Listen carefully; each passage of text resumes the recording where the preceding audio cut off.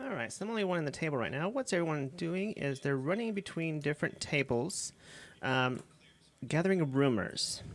I sent my table off to just run as fast as I can and collect as many rumors to help them tonight as possible. But this is a fundraiser set by DaddyWarrBux, DaddyWarrBux. He is doing a fundraiser as this event to raise money for the Children's Hospital.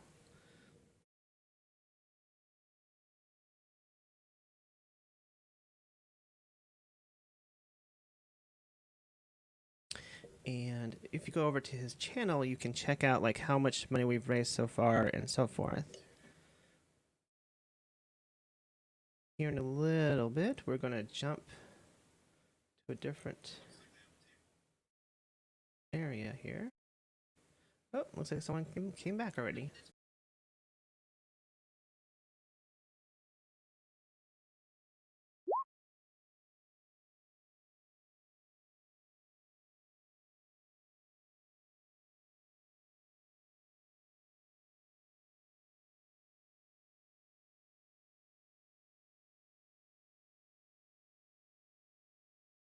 I didn't pick up much else except something about a missing band. Yeah. Just heard a snippet of it. All right, so everyone go up to the main hall. Here too.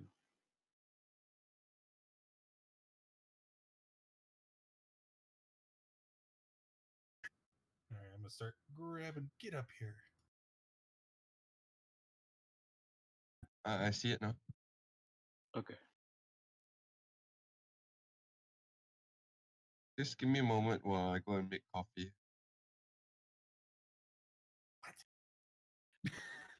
Yeah, you're in the main hall now. Potato. Thank you. I don't know Whoa. this. All right. Hello everyone. Thank you for coming. As many of you know, this is the first epic that we've ran in this server.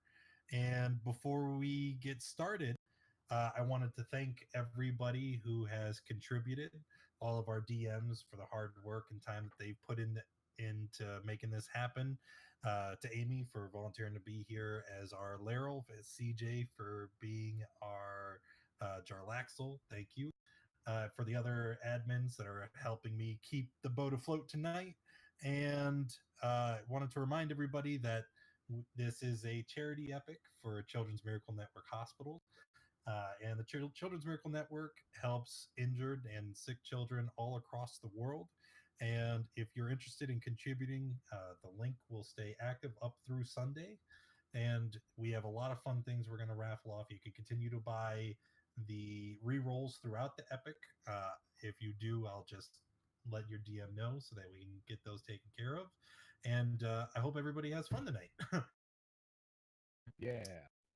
Yeah. Woo! Yay! Yeah. So, two things real quick. One, you got a couple specific rules for this. This entire epic takes place within the course of a single night in Waterdeep. And because of that, your rests are going to be severely limited. You are not allowed to take a long rest during the course of the epic, and each table is only permitted to have one short rest. So use it carefully. Also, there is no time to cast spells with a casting time of longer than 5 minutes before the event begins. Spells with a casting time of longer than an hour cannot be used during the event at all. And spells that affect areas over 200 feet in radius, such as control weather, can affect other groups in the same ward at our discretion. And I would notify anybody if we see something that would qualify. Any questions on that? Seems pretty straightforward. No, sir. Yeah. Try as can be. Okay. The last thing is spellcasting services are available as per the ALPG in between encounters, but the party is responsible for paying the gold cost of any of the material components. Okay, and Waterdeep, the city of splendors, crown jewel of the Sword Coast. Rumors of a great treasure hidden in the city have brought adventurers from throughout the realms.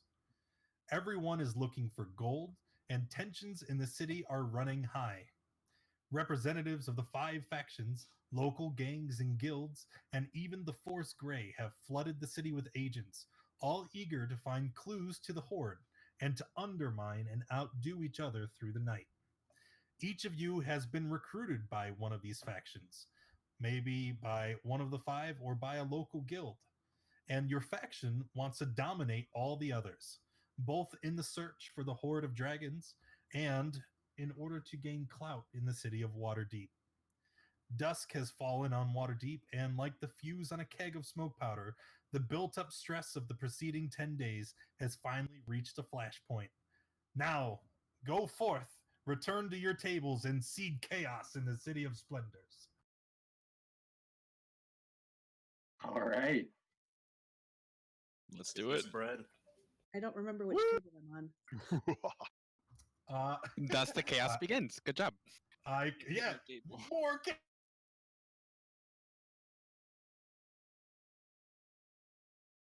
Did I make it to 9 or pick 8? I'm back on 9. Okay. Chaos! Yeah, you were in the right place. I'm good at chaos. I'm already feeling the stress, don't worry. I'm just glad I have experienced players with me. Make sure I see. Don't worry. Oh, well, thank you. I'm just very hard on myself. All right, got Jazargo, Grant, Eliwick. Who are we missing? We are missing one person.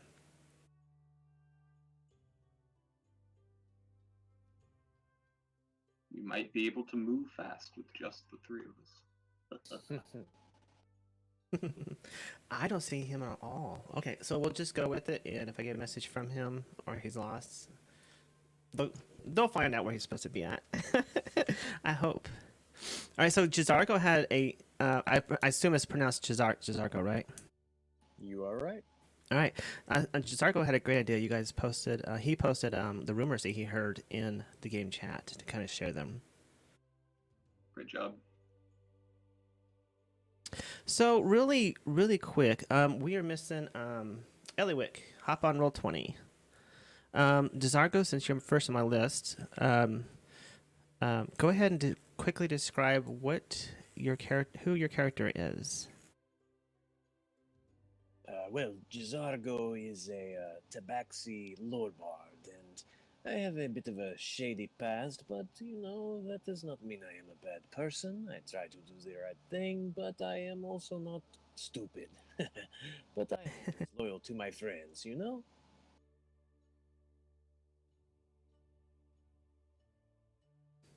All right, and Grant, you're next. And for my sanity, can you change your name on roll 20, your show name?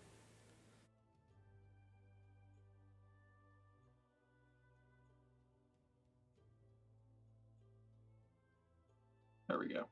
Thank you. I'll let you go ahead and quickly describe your character. Grant is a human zealot barbarian, although if you ask him, he'll claim to be a paladin. And since the lightning strike, Grant claims to be blessed by the gods. Says that he carries their favor into battle and fancies himself some kind of paladin, although there's nothing to suggest that the strange power which crackles through him is of a divine nature. He seems to mean well, though his idea of chivalry is notably eccentric. He claims that he cannot die and that he cannot fail. We'll see if that's true. Amazing. And Eliwick, what is yours? I am a gnome, and I'm a priestess of Umberly. So if you don't know, the Umberly is the chaotic evil goddess of the sea and storms, and she just absolutely loves drowning people. So Eliwick's main job is to go around informing people that they are doomed and perform rituals in order to prevent everyone's doom.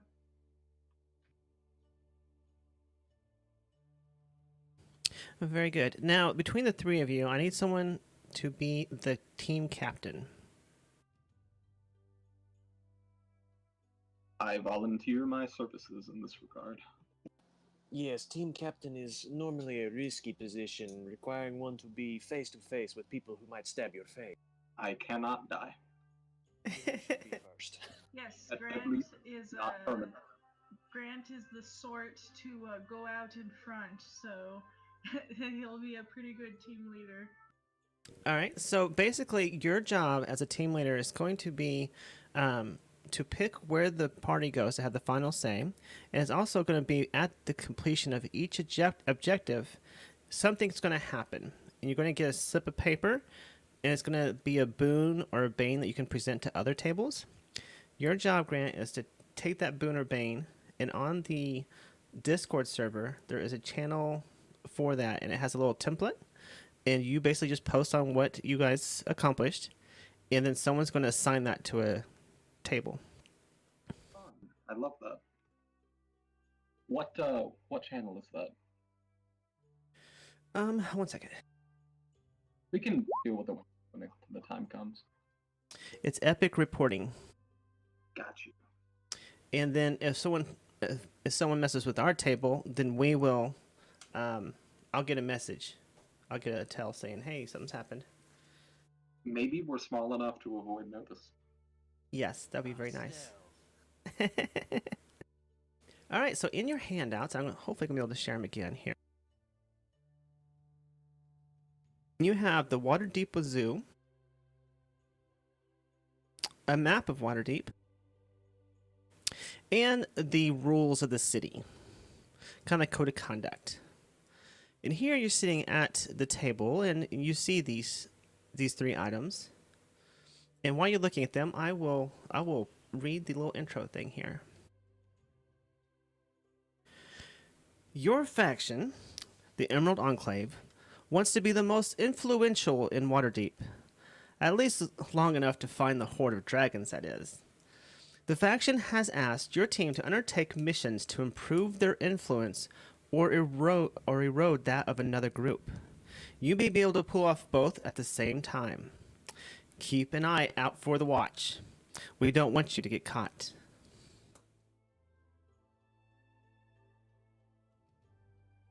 And we are automatically assigned to the Emerald Enclave, and we are allies with the Harpers. It's just in case you don't know, Harpers are a scattered network of spellcasters and spies who advocate equality and covertly choose to abuse the power of magical otherwise.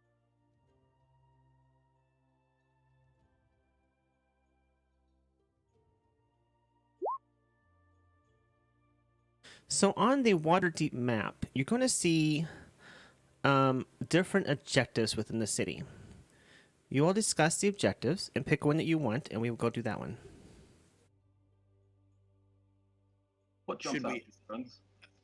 I was gonna say, should we only know the ones that we'd heard about in rumors, or is it all? You know them all. You know all of them. Okay. We crush them. The thing that jumps out to me here is the fact that there's a monster loose near our headquarters. And I feel like if we intend to be working throughout the night, it'll be good for us to secure some place to rest before we need to have some place to rest. Makes sense. I was also thinking the wedding singer, if we literally just, if it is just a performance, that might be a pretty quick thing. I don't think it's terribly super important, but, that might be something we can knock out. That was the second one that jumped out to me, definitely. What do you think, Eliwick?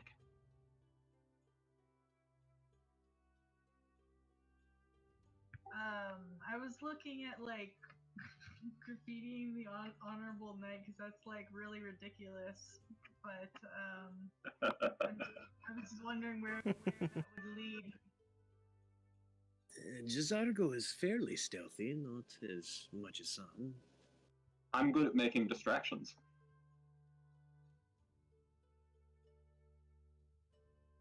Tell you what, let's go get trashed at the wedding. Then make a series of bad decisions that will lead us to graffitiing the honorable knight. And flee, naturally, to the dock ward, down to the waterfront, where we can blend in with the commoners. And on the way, destroy a monster. That's fantastic. Now that sounds like a Friday night, my friend. Well, let's go crash a wedding, my friend. Jizargo likes this one. All right, so let's see.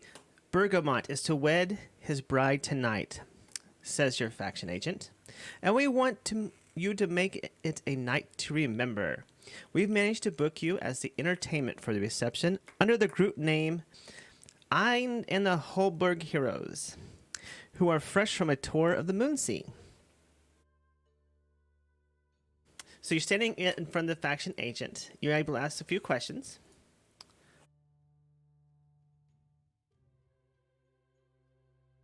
So who is this Bergamot fellow? And why is it important that we put on the show for him?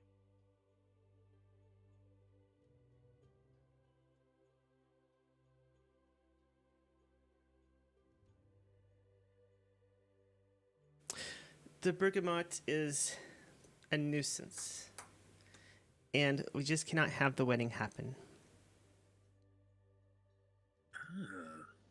We need us to put on a show so bad that the wedding is called off? Call it off. It is a rival faction of one of ours. Perhaps Jizargo can distract the bride, no? I've gotten so shitty drunk at weddings before on an accident that they had to cancel them. This should be easy. Will there be guards? I'll just be myself. It'll drive off the guests anyway. What kind of security might be at this wedding, my friend?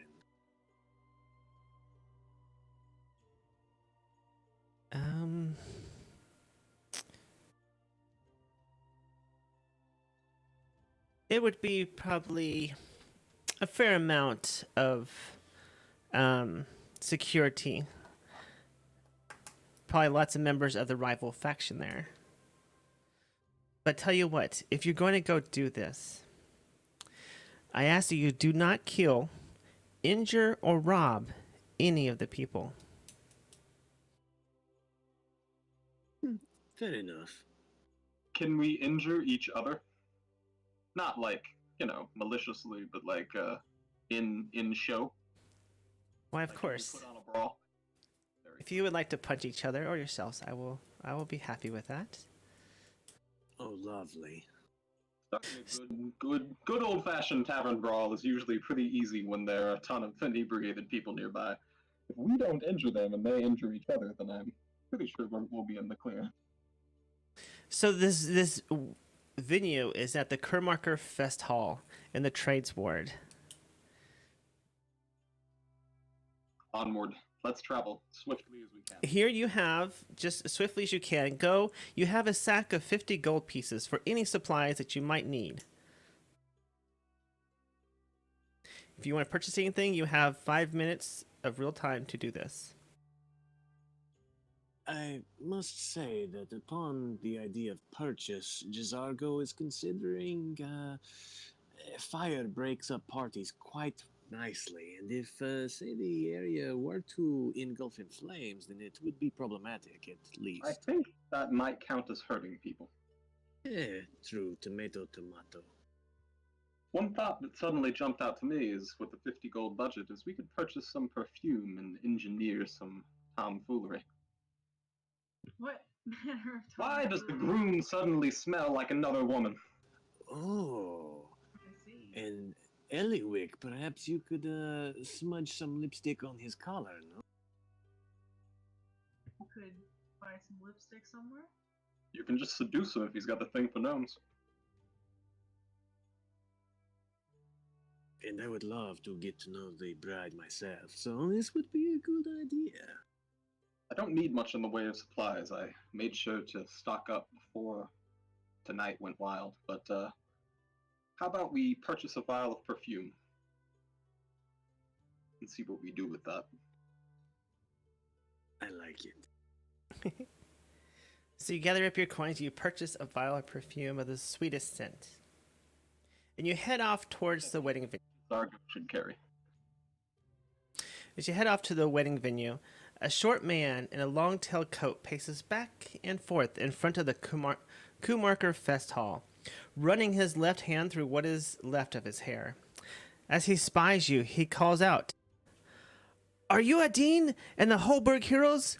Oh, of course you must be. Which of you is Adine? Oh, it doesn't really matter. You're finally here. Please hurry. You're supposed to be on stage already. Hurry, hurry," he says, spinning on his heels and hitting you up the building steps. Well, of course, my good man. It is a party. We arrived fashionably late. Yes, and we typically are to congratulate the bride and groom before our performance in case they are too swamped afterward. There's no time. You're supposed to be on stage. You follow him up to up some stairs to a small room. There's no windows, and is dominated by a large wooden table, which is in turn surrounded by some heavy wooden chairs. "You are finally here. Thank Tamora. Please call me Himmer. I'll be back in moments. I just have to announce you. Please have your instruments, props, juggling, or whatever it is that you're ready to do when I return," he says. So at this point, you kind of figure out what you're going to do. And each member of the party must come up with an act to perform at the table as part of his or her objective. I do have a lute. Oh, that's good that somebody here can do music. Because I was thinking we would just have to do a small play or something about our heroic deeds. I actually, that brings a wonderful idea to Gisargo's head. I could strum along and perhaps narrate some of the story while the two of you play the lovebirds that are not getting wed and their secret lovers. What about that? Gisargo, give brilliant. And I shared with you a handout that gives you maybe a couple ideas.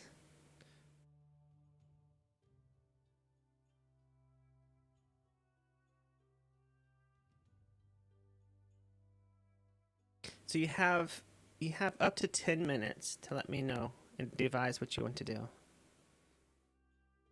You will need to nominate one character to act as a master of ceremonies. I volunteer as tribute. Make it so. Now, Gisargo, you're the talented Yes. musician amongst us. What do you suggest I introduce? Perhaps the tale of forbidden love. Perhaps we could invite the bride on stage. I like this very much. Yes, and once we sweeten that deal up, then we could invite the groom on stage separately to, interact with our dear sweet gnome. I think you're onto something, my friend. And perhaps we could act as if we did know them and missed them and found this the only way to reunite. That's brilliant.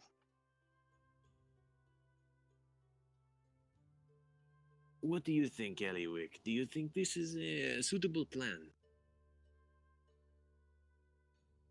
I'm just confused about the plot of the play, or what do you think we should do?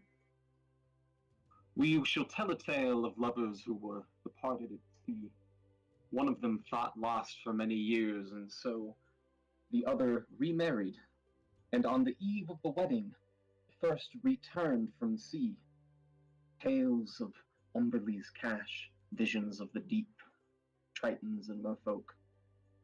A beautiful, rugged rogue come back to woo the would-be bride.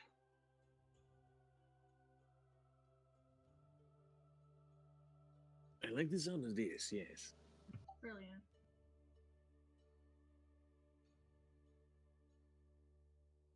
Let us not overplan, friends. I think that we have a good idea. I agree. Should we perhaps cap it off with a kiss, a very, very passionate kiss at the end of each play, the act, so to speak? Indeed.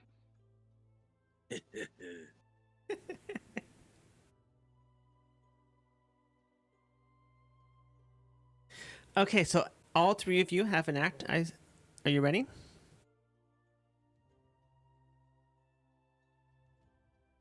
Let's run with it. Himmer returns, flinging the door open and mopping his brow with a handkerchief. Oh, you're ready. Excellent. Follow me, he says, and he leads you out into the main hall. The main hall is about 50 feet by 80 feet, with a stage at one end of the head, at one end, at the and the head table at the other. He leads you to the stage and motions you, and points you up encouragingly. Come on. It is at this point, whoever has decided to be the master of ceremonies starts the evening's entertainment. Hello, my friends. Good night to each of you. A good evening, and a good future to our bride and groom. I am Grant of the Holberg Heroes, and I have a story to tell each of you tonight. A story of daring do, woe, agony, lost love, and reunification. Our story begins in a small town called Saltmarsh. There was a young fishwife, the daughter of a chandler. She grew up very poor, but in love with a sailor, a man who sailed all around the Sword Coast, from Luskin to Neverwinter to Waterdeep, seeing strange visions of the deep, exotic goods in distant lands. They knew each other growing up, but once the young man took to the deep sea, they saw each other only scantly. At this point, Grant introduces Eliwick on stage and says, "And here is our beautiful young woman, a gnomish girl, a believer in the word of Umberly. She prayed and prayed every day that her love would be reunited with her. But one day there was word of a terrible storm that claimed his ship. He was thus lost at sea." I'm like doing the actions for this as he's like narrating, lost love and lost, he's at sea And Jazargo is hitting literally every flat note that the lute possibly can. I see this. You rolled a 7. I love it. Hey, it's not supposed to be a good performance. And so, despite her prayers, one day her faith finally wavered, and she believed that Umberly would not bring her love back to her on safe currents. And so she fell in love with another, and at this point Grant gestures for Jazargo to come out. Jazargo leaps up, striking a heroic pose, while momentarily putting the lute kind of...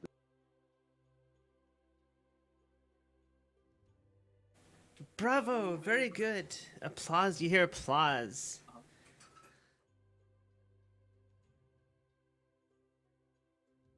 Are we supposed to end there, or are we supposed to... No, I just chimed in. Okay, gotcha. Okay. And so then I will kind of meta some of this. So Grant goes on to narrate very briefly for about 5 minutes of the beautiful domestic scenes that these two had together. Growing up, he would go out to fish each day, and she would salt the catch when, they planted the garden together, and et cetera, et cetera. And, soon they finally thought it was time to wed.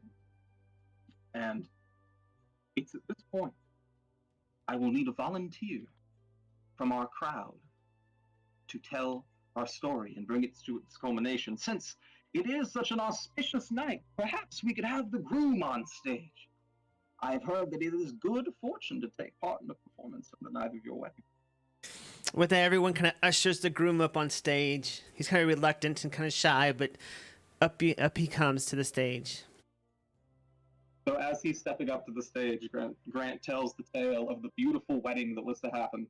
The bells, how she was clad in white samite and seashells with gold in her hair and silver on her brow, and et cetera, and how at that same day a rugged stranger returned to town, a dusky man with a dark beard and a far-traveled look in his eye, and I'm saying this as the groom is coming up on stage. And he made his way to the wedding hall, finding the rest of the town abandoned. He threw open the doors to see his people, and what did he see? His beloved in the arms of another man. He rushed forward, and at this point, Grant kind of just slaps the man on the back and throws him toward Eliwick and Jazargo. Grasped her in his arms and kissed her, declaring his identity and his love. And just looks expectantly at the young man and gestures to the rest of the audience. The crowd gasps. I'm going in for the kiss.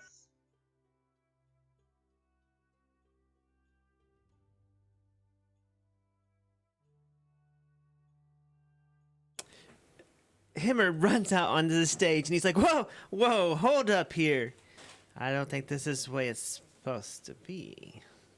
So you... What happens at all of the Vistani weddings? The groom kisses everyone but the bride. Oh, I'm sorry for interrupting. Don't worry, it's a Vistani tradition. The groom has to kiss every woman but the bride, otherwise there will be terrible luck that will follow him. Mists might swallow your children. Doom, absolute doom would follow. Yes, we cannot have the doom upon your children. They are unborn yet. This is horrible, horrible thing. Oh, okay. But hurry up. Don't make this take too long. We need that second act. We're on a time schedule here. Oh, I thought this was like all 3 acts. My bad.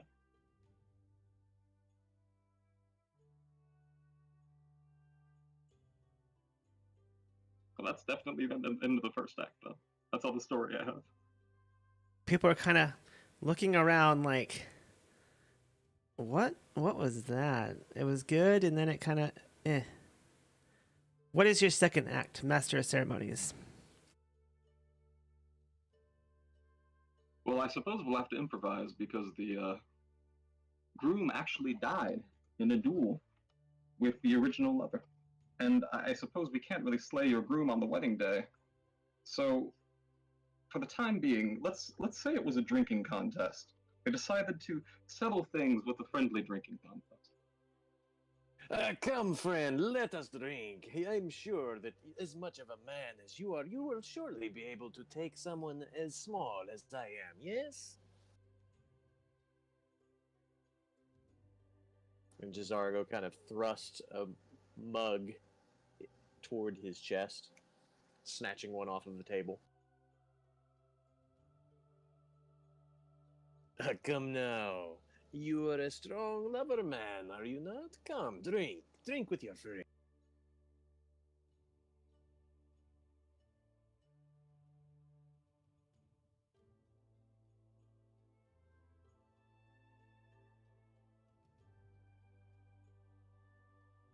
Now, you're asking... Who are you asking to drink? The groom. Okay. I'm sorry. I think he was asking Grant to drink. So the groom takes a shot. Oh, that was adorable. And if it were anyone, you know, that was not fighting for the love and affection of a fine, beautiful woman, then that would be okay. But, not for you. Here. And he reaches off stage to grab another mug. There we go. That is a true drink. Here. Have a good one. You say this, I'm taking a shot of rum. Very good. So what is the third act? Grant looks really confused for a second. Like, just hesitant, like he has no clue what to say. And then he just grabs a plate off a nearby table. But Eliwick must do this one. Everyone must do one. Okay, sorry. Ellie, what you got? Hang on. I can tell a story about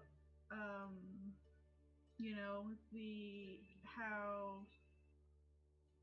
Umberly has claimed the life of the many sailors. Hang on.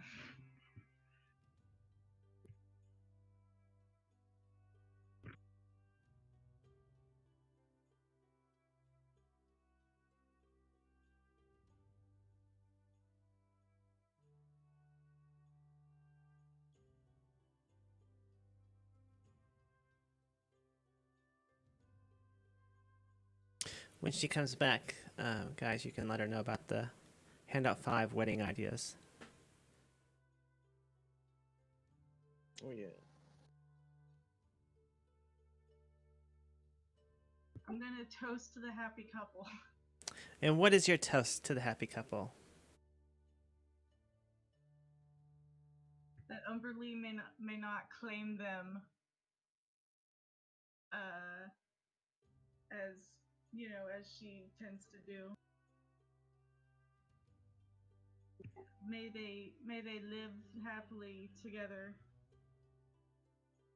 But would they live more happily than we would? Now remember, you're trying to break it up. Make a toast. Make like a really bad best man toast, full of appropriation of like horrible things he did in his college days. Like that time in Cancun with the horse. Oh wow. Yeah, exactly. I remember. Oh yeah, this groom. He very. Is this not the groom that I saw you necking with in back? This is a passionate couple.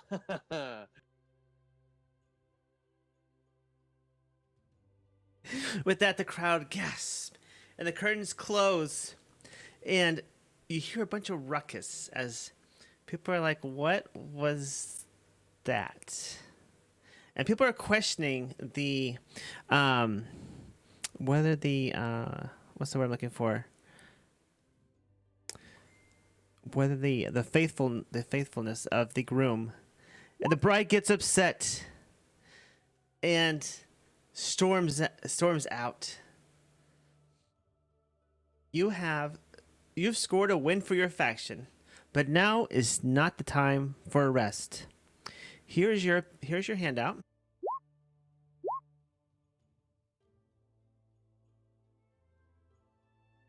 All right. I mean, we have a plan. Grant grabs several flagons of ale off the table, hands them out to Ellie and Jazario, and says, "We have a statue to graffiti." That's not the right one. Just close that one up. Oh, my bad. Oh, this one. Nice. I shared the wrong one.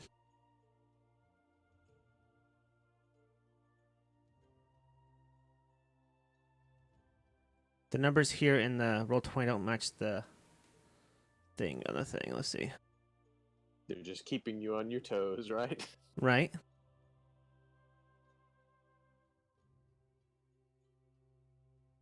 There we go. It should be achievement. It should be we crashed the wedding of an important water Davian.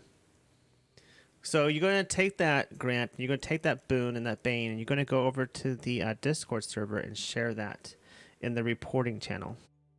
Yeah, I'm doing that right now.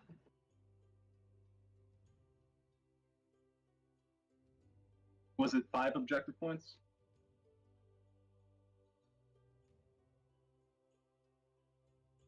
Yes, 5.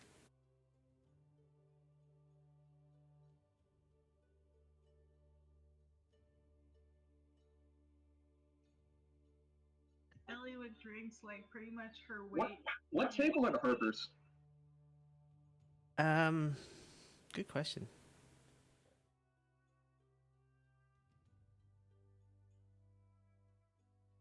I have no idea. Just pick a table. Yeah, I'll just pick at the table too. All right, yeah, that's assigned. Awesome. Table 2, good. Table 10 is getting it hard. They're right below us.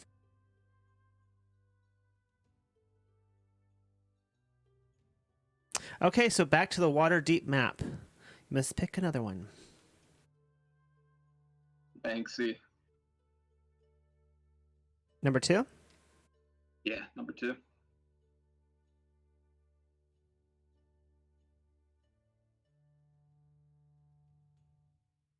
You return back to your faction agent and tell your agent about the great success you had of breaking up the wedding.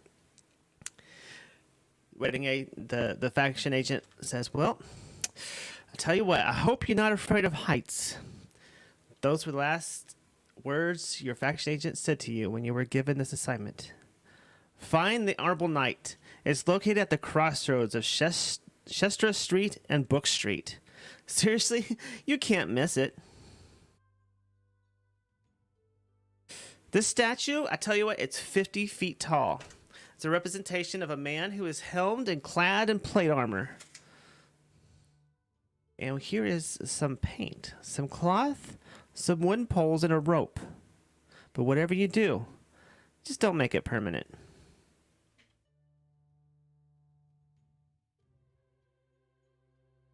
Aye, certainly. Should we mark it with the Emerald Enclave's information or just efface it? Yeah, do we actually want to take credit for it, or is it supposed to be kind of a stealthy thing that we don't want pointing back to us? It says your faction wishes for you to graffiti the walking statue to embarrass this rival faction officer. The more creative you are, the better. We'll keep an eye out for the watch, and don't get caught graffitiing one of the city's walking statues. It doesn't say otherwise. What if we were to implement the wedding, but this time to embarrass the officer, we could say, perhaps insinuate that he and the bride-to-be maybe were a bit more than friends, no? Nah, too much effort. Look, Tabaxi, you go do something shifty by the guards. I'm gonna climb that statue with a bucket of paint and write Kilroy was here right on its face. Yeah, fair enough. I was just thinking about what fun it would be to like start painting stripes all over it. A pinstripe night. Well, let's go to the scene and survey it. Yes, while you're walking and you're standing at the crossroads of 4 wards, you find the Honorable Knight. Is one of Waterdeep's walking statues. And rising from 50 feet from the fog stands this figure of a knight in heavy plate, sword sheath, and shield grounded. It towers over you. It's got 10-foot high base, which is 15 by 15 feet. There are no ladders. And let's see. Do you have torches lit? I have dark vision as a gnome, so I don't know about these guys, but I'm good. And I'm a Tabaxi, I have dark vision as well. I haven't lit a torch, and I do not have dark vision. Okay. So I shared with you a picture of the Honorable Knight to give you an idea of how you're going to do unspeakable mentions with this Honorable Knight statue, that is. Standing at the bottom of the Honorable Knight statue is a very regal woman dressed in a long white cloak. She looks like she might be the Open Lord of Waterdeep.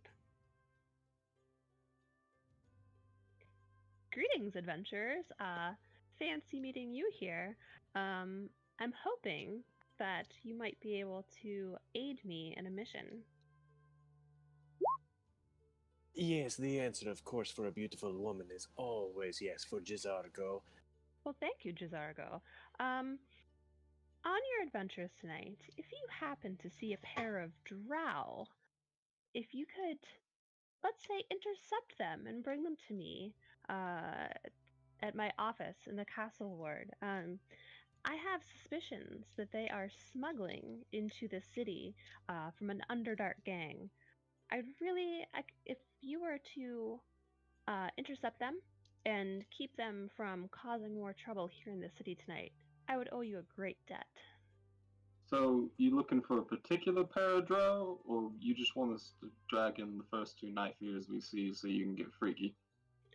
The 2 that I'm looking for. One has a scar across his right eye and down to his jaw, and the other has a tattoo on the palm of his left hand. No, thank you, Miss. That's more to go off of. We can certainly help you with that. I appreciate it. And if you were able to aid me, the Open Lord will owe you a favor. This sounds lovely to Jizargo. Sounds excellent, my lady. Thank you, and good luck on the rest of your adventures tonight. Good luck with your scheming. Yeah, good luck with your lord stuff. Thank you kindly. There we go. I didn't know if you knew that or not, but you're going to be you'll be meeting several different characters throughout Waterdeep. That's going to give you missions, so make sure you take notes. Love it. So cool. Well, look, I mean, I'm one for creativity and all, but as far as graffiti goes, I don't know what's more humiliating than just drawing a whole bunch of dicks all over the thing. That's exactly what I was thinking. You know, like the more dicks, the better. You know, one of us distracts the guards, and the rest of us just dicks. Why not incriminate an enemy at the same time, my friend? Two birds, one stone. Yeah, we'll write a bunch of dicks and then say, like, Zentarum was here. Now that I like. Flying dragons with dicks. Winged cocks. There we go. So I am to distract the guards while the two of you work your magic? Yeah?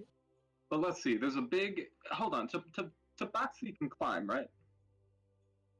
Yes, indeed. Alright, Eliwick, you go a few yards down the street and you just start preaching really aggressively, right? Like, really aggressively just panhandle preach to people. You know? And I'll act all concerned, and I'll either start a fight with you, or I'll tell the guard that they need to come talk to you. And then our Tabaxi, who's an excellent climber, can go paint just winged dragon cocks all over the thing.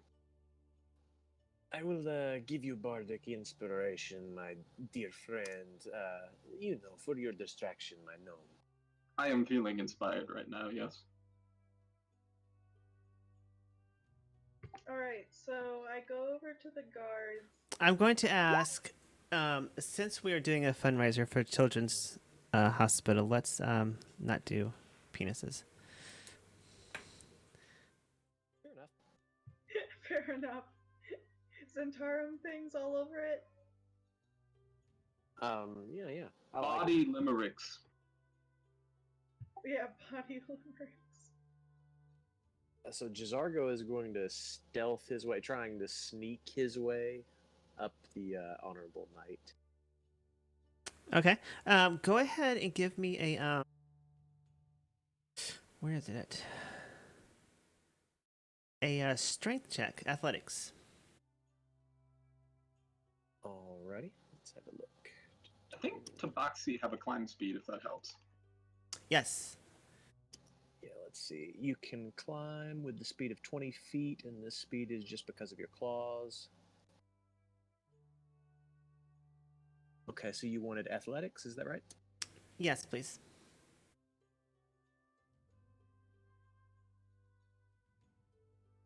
Okay, just at 8. Yes, and since you're moving by night, I'm going to give you an advantage on this athletics roll since you're very sneaky. And I tell by your picture that your coat is black. So you climb up the statue with ease. All right, good. At this point, Jizargo is going to try to start putting the tag signs of the Zentarum and scatter them about, and actually some anti-Waterdeep sentiment scrawled over it. Zentarum above Waterdeep, Zentarum rules Waterdeep, down with Waterdeep, Zentarum forever, things like that. Okay.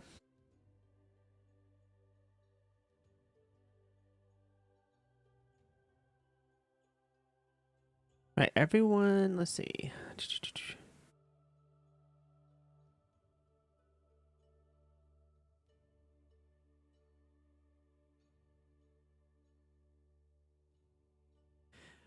As you're on top of there painting the stuff, what are the other two doing? So I was over, found the nearest guards, and I am going up to them and informing them that I have to anoint them with seawater, or else they'll be doomed. And so I try to do Okay, go ahead and give me a persuasion. Excuse me, a deception. Sorry.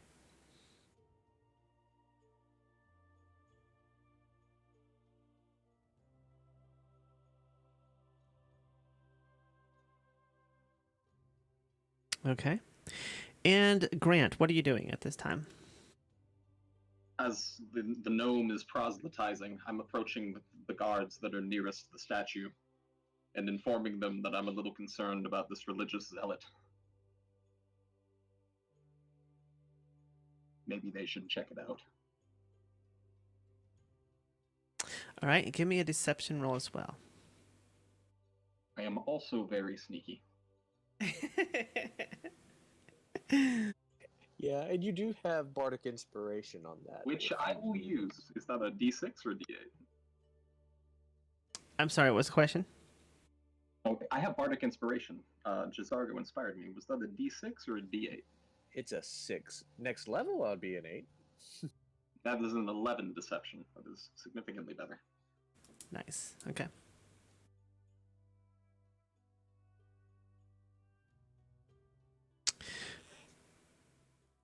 As you're telling the this person this, you hear him look over. You see him look over. What's this? I feel so bad when I forgot I had this bracelet. The bar's hard. He looks over your shoulder and he says, "Ho, you lot! What's that you're doing there? You wait right there while I get the watch." And he starts to run off. Everyone, give me roll initiative.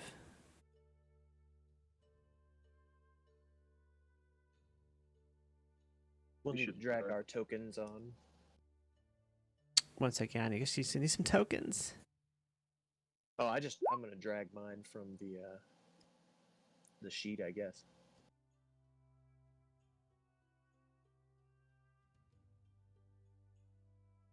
There you go.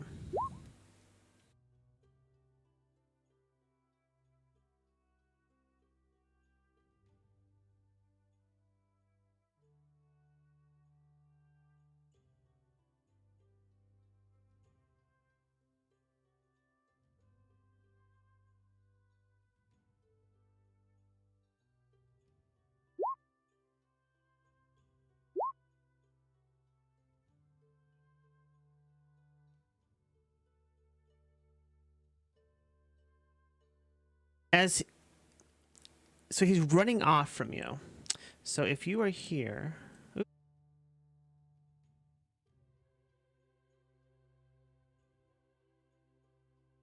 so there you are on the let me bring in the center some more so we'll see it.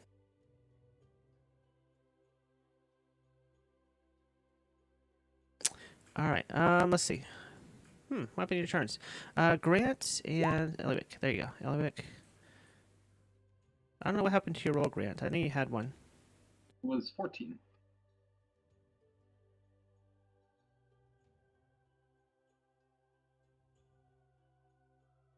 He is running. The token I'm going to use is my little Dungeon Master token here. He's running off to get the guards. And is he just a human? Looks like a commoner? Yes. I'm sorry, you poor man. I'm just going to attack non-lethally with the quarterstaff. Okay. I'm gonna move around him to cut him off first. And a bonus action Polearm Master with 8 non-lethal bludgeoning damage. All right. So basically, he runs into you, and you smack him in the head, just at his temple, and knock him unconscious to stop him from running and getting the guards. I do my best to catch him as he falls, and just drag him off into a nearby alley, very gently. Okay.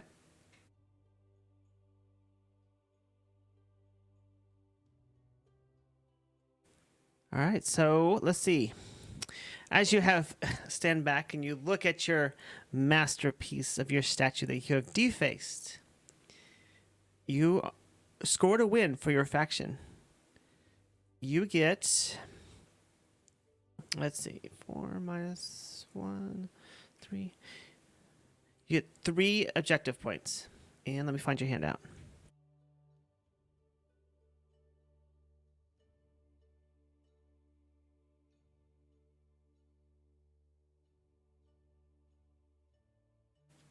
There you go. It should be we deface the Honorable Knight. Awesome. I'm reporting right now.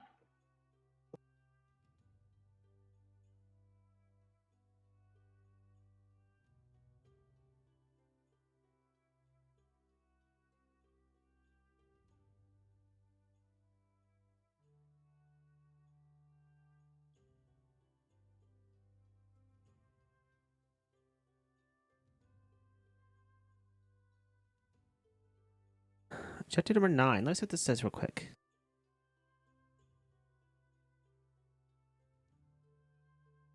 Bane to table 8.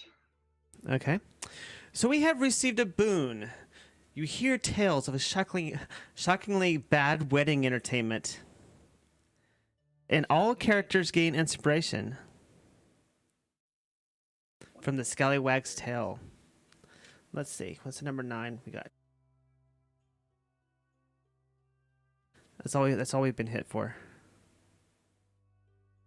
I'm glad I wasn't the first person to bane somebody. All right, back to the Waterdeep map.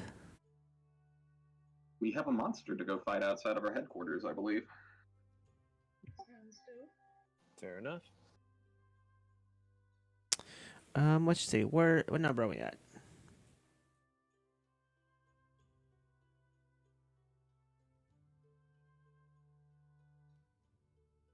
Which number is that one? Oop. I think it was number 8 Rampage, I think. Yeah. I think so. Yes, there's a monster loose near your headquarters. Okay, let me find number 8.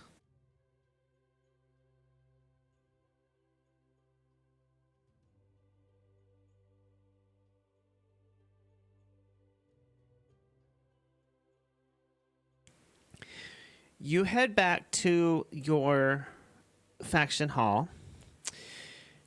And as you meander about the infamous South Ward, looking for trouble in Eric Coin, a halfling urchin sidles up to you and nudges you in the shin. You recognize her as a messenger from your faction.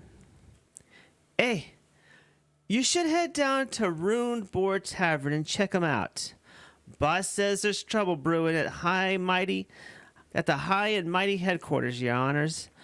With that, the quick-footed youth flips up her headscarf and disappears into the crowd, leaving a crumpled note pressed into your hand.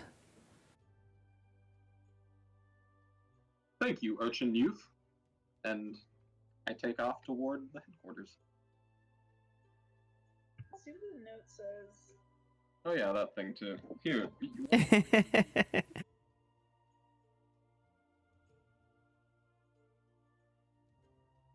I thrust it into Ellywig's hand. Oh, okay, yes. So yeah, I'll uncrumple it and read it. Right in the heart of the South Ward, a group of scallywags and thugs has let a creature loose. It just happens to be near our home and we need your help. It's obviously a hostile act from an opposing faction. And your faction would like you to return the favor. If you can capture the thing alive. Otherwise, just slay the darn thing. Aye, let's capture it. We'll probably beat it with your quarterstaff. I will hit it non-lethally. Alright, just give me just a second when you guys talk. I'm going to get that set up here. I also have a 6 athletics to grapple with.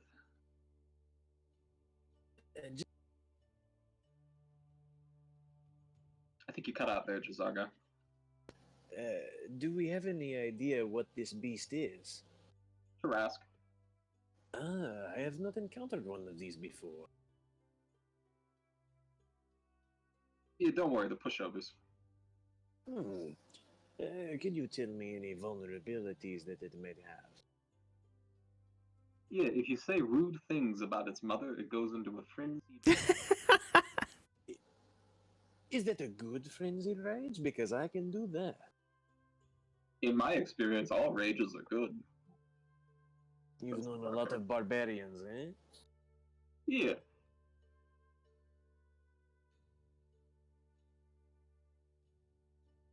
So, Eliwick, how was that groom's kiss?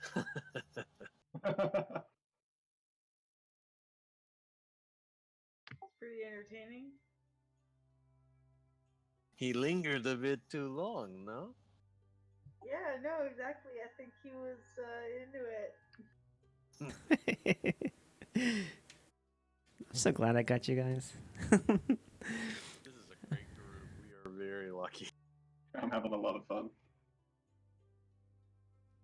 Okay, so can you, the three of you, control your tokens? It should be kind of like mid-ish map.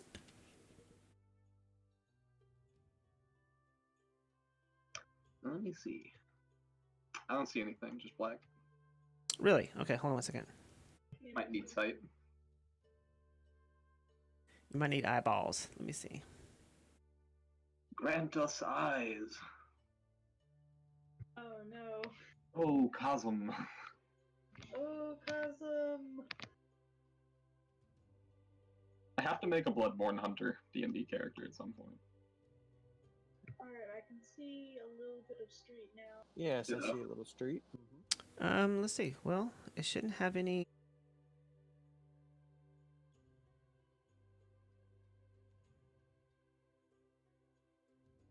Oh, I see. I see what happened. Okay, hold on. The little checkboxes were wrong.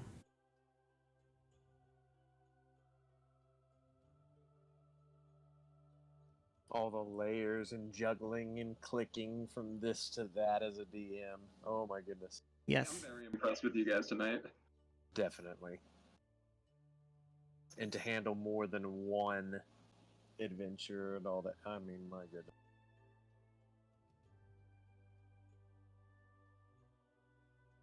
Huh. For some reason. Okay, we're just gonna do this. Because it's not letting me change your tokens for some reason.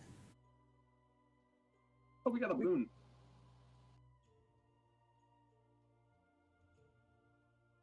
Can you kind of see a four-way road, like you're a four-way? Okay. Yep. We got a boon, we got a boon. Where we get a boon? Table 9. I read that one. Do you want our tokens on the map? They should be on there. Can you see them? I cannot. I don't see them.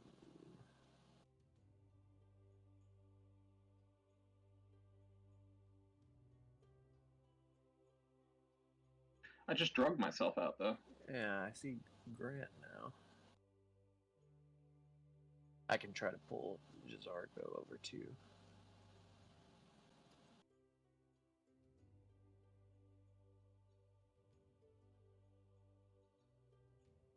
Maybe it's the wrong layer or something, because... Alright, don't draw any tokens in there. Get too many. Hold on. Oops.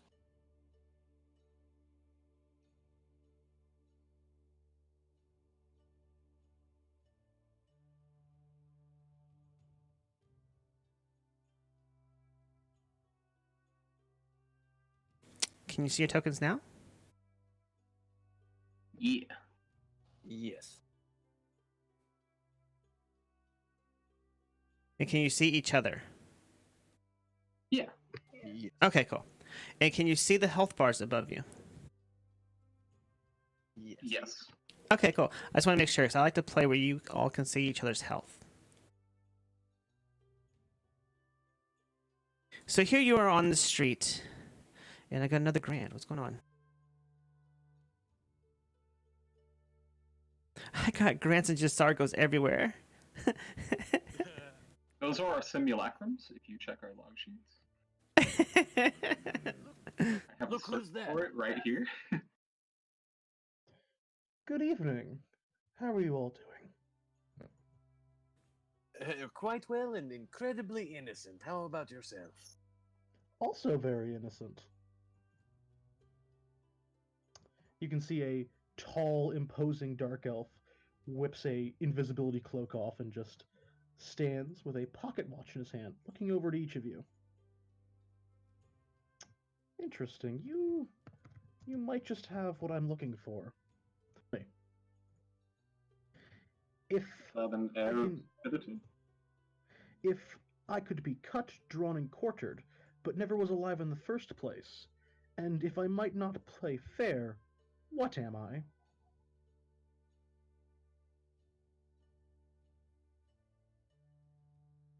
A season? And he clicks on the pocket watch. You have 60 seconds. You can only give one answer as a group. That is fair enough for me. But I must ask, do you have a scar or a tattoo by any chance, my friend? I have many. Could you repeat the question? I can be cut, drawn, and quartered, but was never alive. I may not play fair.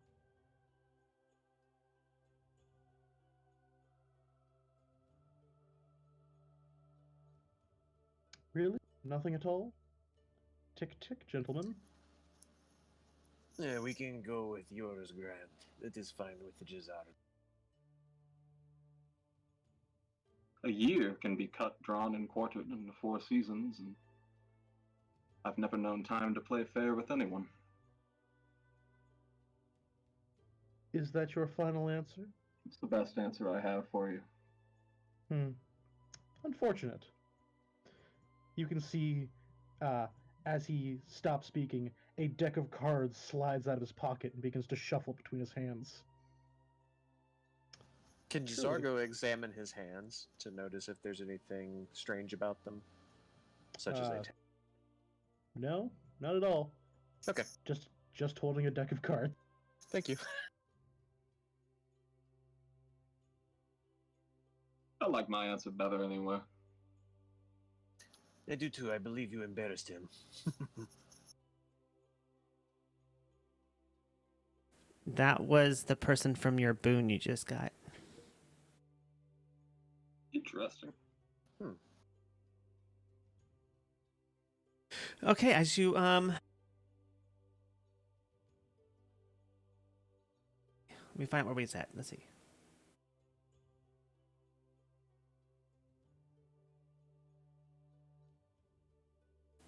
About a minute after you read the note, you're walking along and you turn the corner to the rune board and come face to face with this rampaging monster in the street.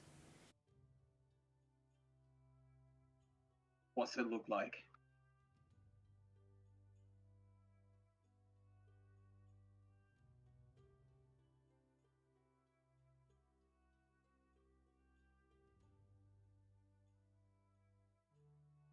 All right, make sure I go on the right layer here. Can you see him to the south of you? I cannot. Not yet. Is he perhaps on the GM layer?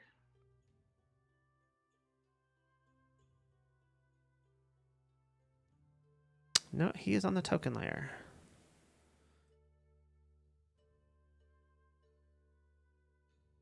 And he's like standing right in front of you. Shit, it's invisible. He stole the invisibility cloak of the card-playing drow. We can just theater of the mind it though, if necessary. Yeah, it's no problem. All right. So to the south, as you turn the corner, you see this large reptilian creature. It is monstrosity. It's got like an armored head and a back. His jaw is kind of that of an alligator. Weird. I have no idea what this is. I think it is initiative roll. I think it's those things that they fall in the sewers.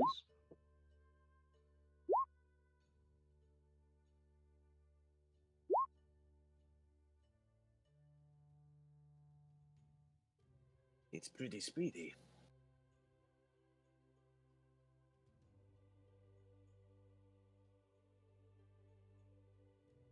Go get it, Ellie. Can you all refresh your browser really quick? I'm really happy you can't see it. Yeah. Wa-na-na-na.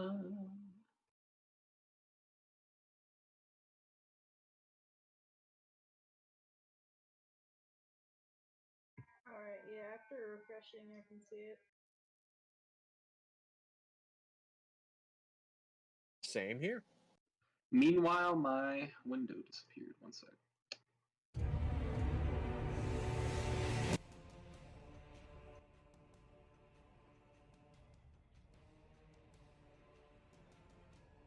All right, yeah, here we go.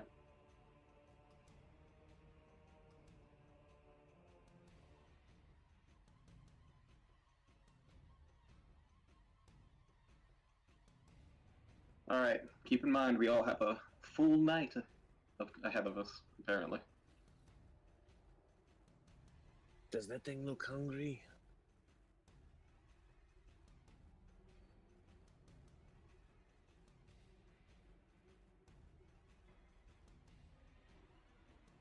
And remember, we're supposed to capture it and not kill it. Oops, I pushed talk button. The rampaging beast is in the process of mauling some of the locals. The creature is hampered by broken chains, and one limb is still manacled to a 10-foot-long metal post, which is being dragged behind the creature.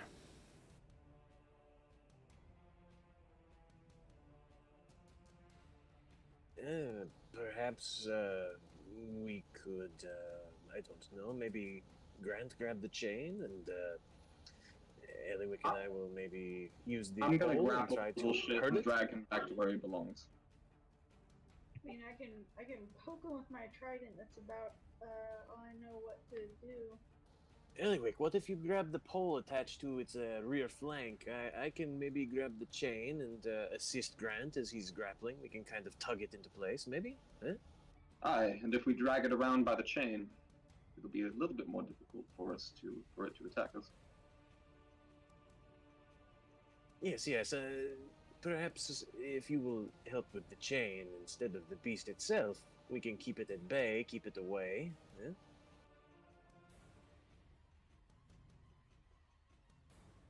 Good plan as any. I would prefer not to be in biting range of that thing.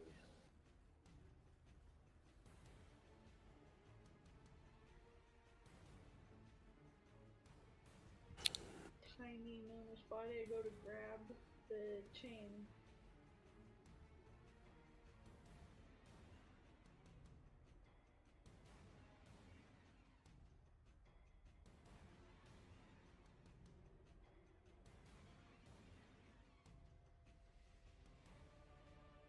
Okay, so we should music down a little bit. It's a little hard to hear you. Do.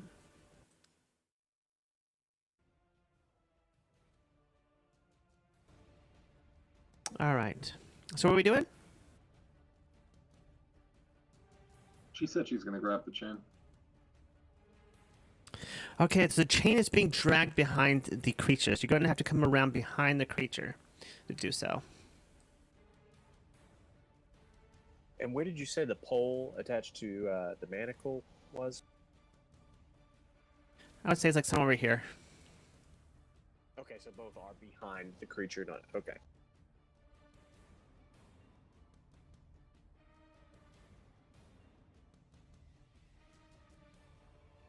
So like over here somewhere? Yeah, it's just in that general area. All right, give me a strength check.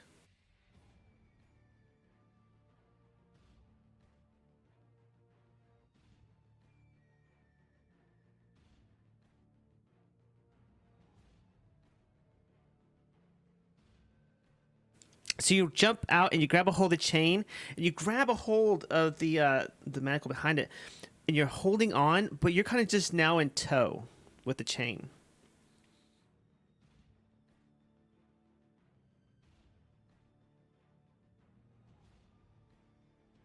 Grant, go ahead. The bullet is still hasn't seen you as a threat. It's just chowing down on locals running around. In that case, I will run around behind it and also grab a hold of the chain. All right, give me a strength check. 11. You're a human, right? Yes.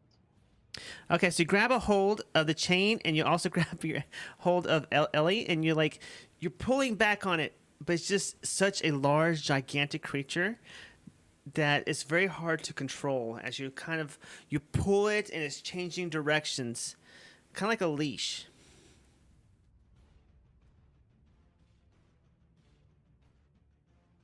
Gisargo. Jizargo will want to get to that pole if he can reach it.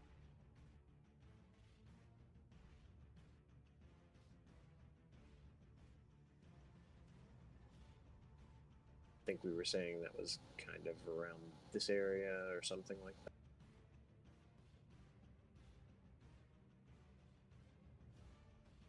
Yes, let's see.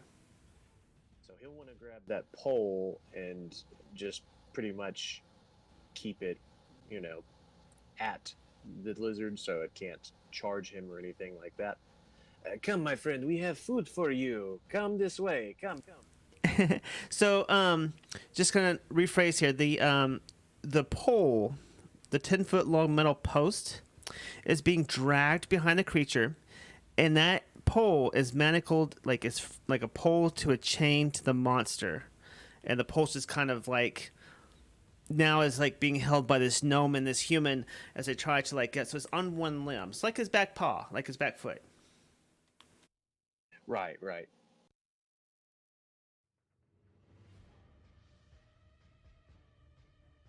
I just thought it would be the best way to keep distance in between and kind of have a little bit of control, maybe. All right, it looks over. It kind of turns as it feels you pulling on its limb, like it can't move anymore, and it chomps at you. Just in the air. It's not attacking you, but it's chomping at you in the air. Do we have any rations? I've got several. Here, boy.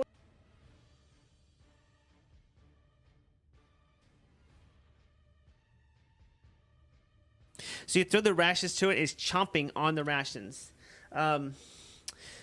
What are the three of you going to do to capture this creature?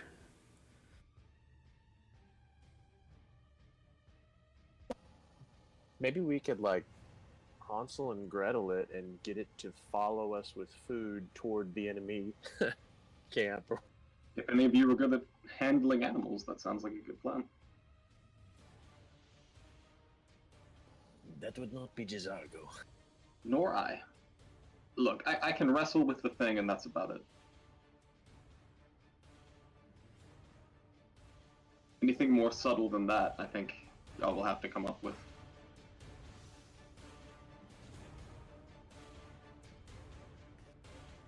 Happen to be an animal whisperer by chance, do you? I can talk to small animals, but not big ones.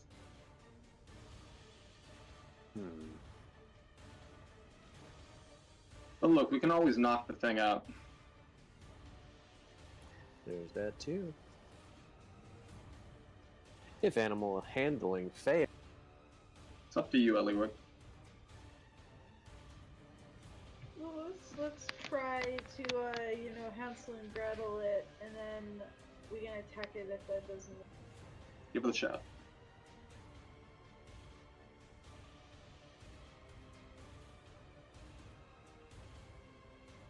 I wonder what direction we should go in.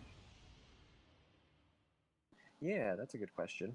I wonder what is the nearest base of an enemy that we could lure it to.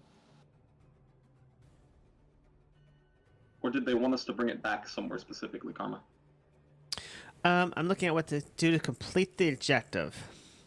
Characters must subdue or kill. Doesn't say anything about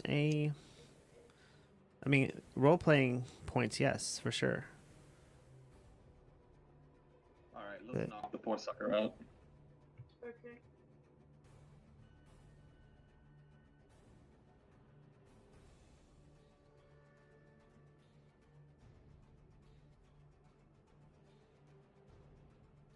I really wish there was an option for dragging it to like an evil faction, because that'd be funny as hell.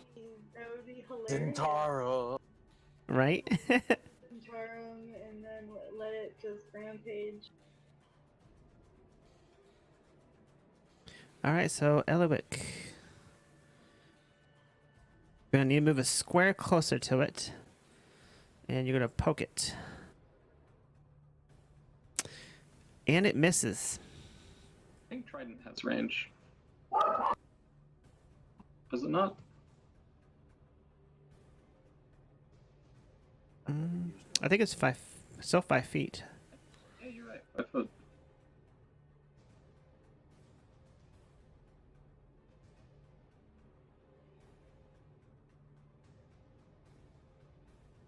All right, the bullywig snaps back at you as you poke it. Try to poke it with your trident, and let's see.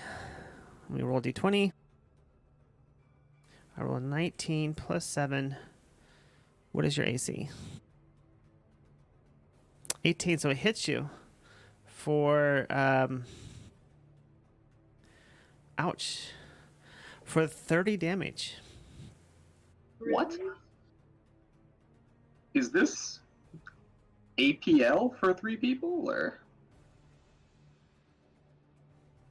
Let's modify this. I'm gonna say that's 15.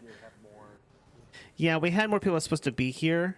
So let's just. I'm gonna half it. We're gonna do 15. All right. All right, Grant, your go.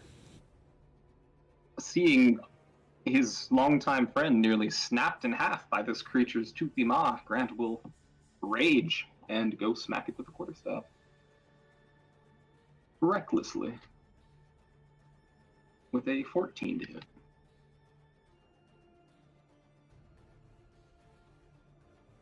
And let's see, a 14 does hit. What's your damage for 10? And 4 radiant on top of that. And if I can discern when this creature becomes bloodied, I'd like to know. Because I don't want to kill it. Right. Just our go.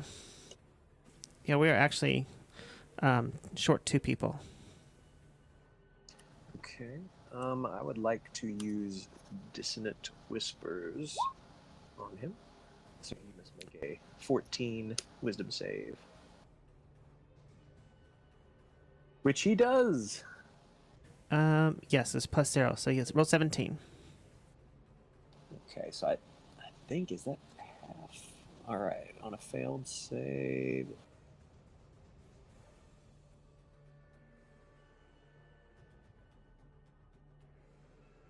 Okay. So half of.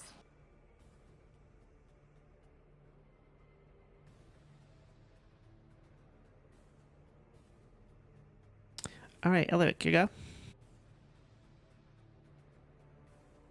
All right. I'm gonna poke it again.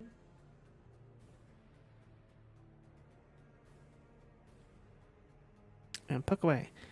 And you hit with your trident. You stick it really good in the jaw for how much damage? For 11 piercing damage.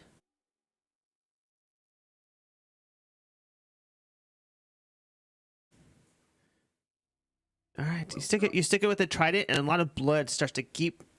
I just made a new word, geep. It starts to gush, starts to gush from its neck, from the wound from the from the trident.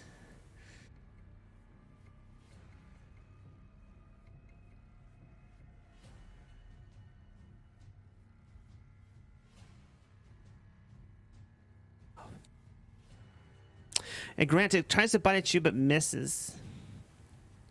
You seem to resist its attack with your armor.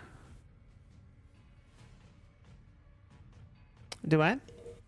It does have advantage because I attacked recklessly.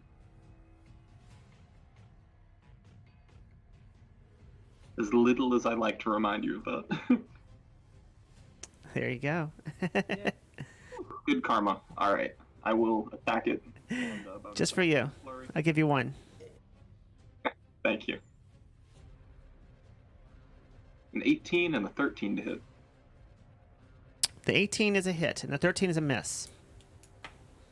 It's a total of 10 damage this round. And it is very badly wounded. And yeah, I will end my turn. Jazargo. You're doing vicious mockery. Okay. Your mother is a handbag, and you should come this way, or we will have to kill you.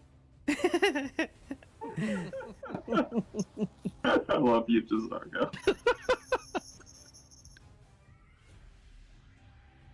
Resulting in take 4 psychic damage from your mockery. Eliwick. And he has disadvantage on his next attack. Okay. Attack it with the blunt, like non-lethally. So like with the blunt end, I guess. Sounds good. All right, and roll for damage.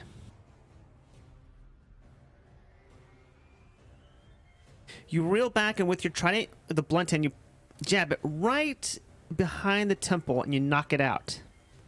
As it collapses to the ground with a big thud. Beautiful, beautiful. Now, Grant, you're going to put this thing on your back, no? Yes, I am. Beautiful human creature.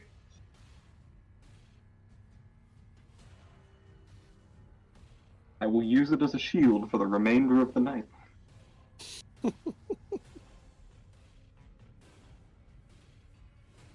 Eliwick, do you need healing potions? I have them if you need them. Yeah, that'd be great. Take 2.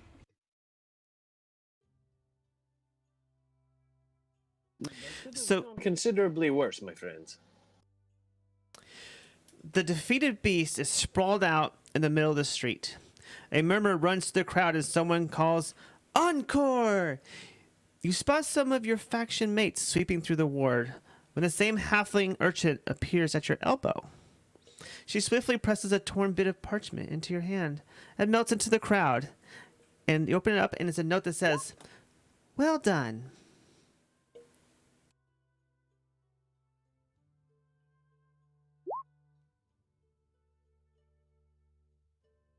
Let me find out which one it's supposed to be.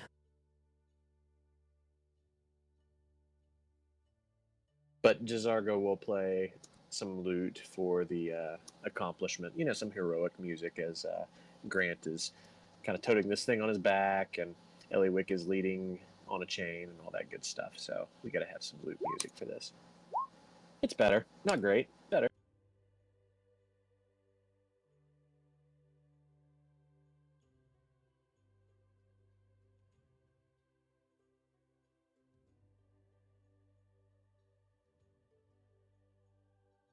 This is objective 8, right? Mm-hmm. Oh, there you go. Thank you. That points it out better. Because the book says Appendix 4. It doesn't tell you what it is. Okay, so that matches. Ha! Look at that.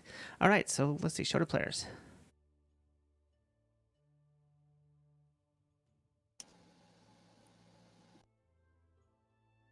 Nice. Should we give a boon to table 10? Didn't you say they were giving, like, kind of taking a lot of damage?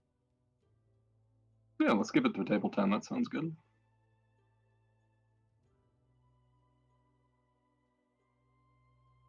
Did we get any objective points for this one?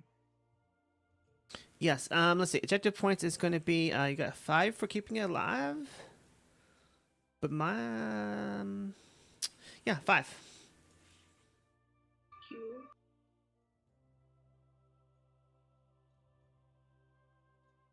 And boon to table 10, right? That's what I suggested, but it's up to you guys. Yeah, sure. Whatever. Alright, we're next. We haven't decided beyond that. And how healthy are you feeling, Ellie? Pretty good? Pretty good. Alright. All right, real quick, because we are moving way, way fast. I know you want to do them all because you guys are amazing like that. But let's run the restroom real quick so we get back on schedule. Okay? All right. We are crushing. So yeah, we'll be back in 5, 10? What? 5 minutes. So it's 10:30 now, so 10:35. You got it. Sounds good, but guys, I am really interested in mistaken ID because it says mischief happens while watching a show at the arena. That could be fun. Let's do it. mistaken.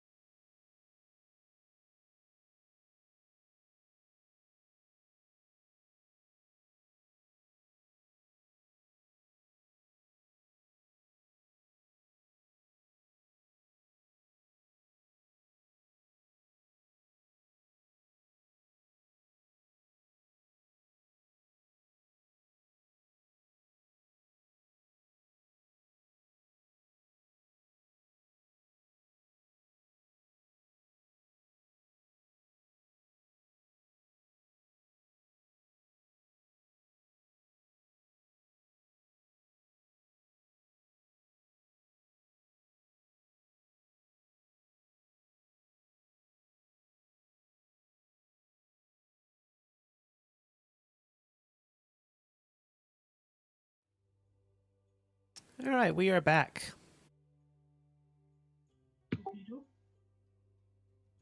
All right, so which one are we doing next? I think it was mistaken ID. So, number 6.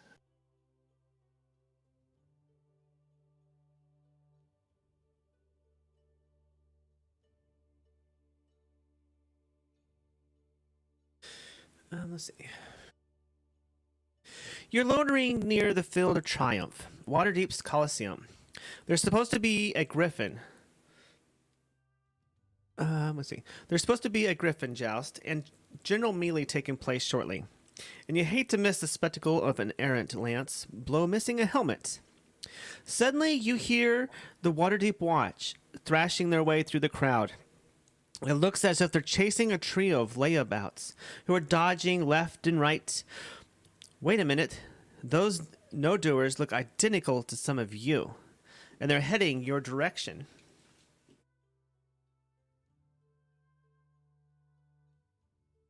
Wait, they look exactly like us? Like they've been disguised as us? Or they look like a group similar to ours? They look identical to some of you. Doppelgangers! I moved to intercept. Set up.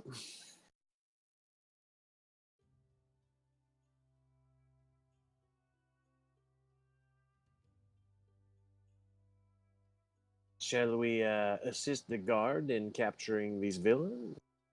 I definitely am. Stop! Imposters! It's a blank battle map at the second. Good.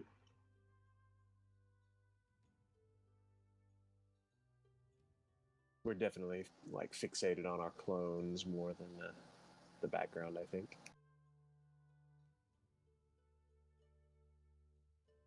So as they pass by you, they look at you. They smile and they continue on going. And as they pass you, they disappear off the crowd as they change into different crowd members, and they're lost, leaving you behind, blamed for their crimes.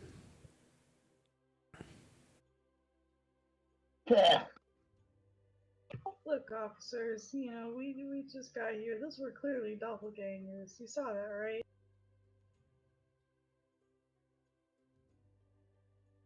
You heard our protests and saw us attempting to apprehend them. Yes? Yes, if you'd like to try to persuade the guards, you can roll for a persuasion. Bizargos. Yes, yes, yes, yes. And I am proficient in persuasion while attempting to assist him.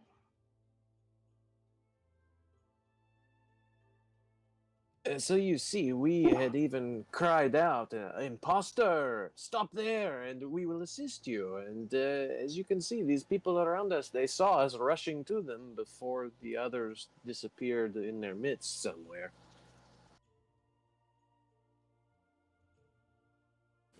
And just as you explain this to them, a couple of roughed up nobles arrive on the scene, and they double down on top at you and look, and they say, "There they are! What have they got in their pockets?" As the watch looks at you and wonders, "Can you prove that it was not you?" Let me guess. If we are to feel around in our pockets, we will find belongings that are not ours, that were recently on other beings, yes?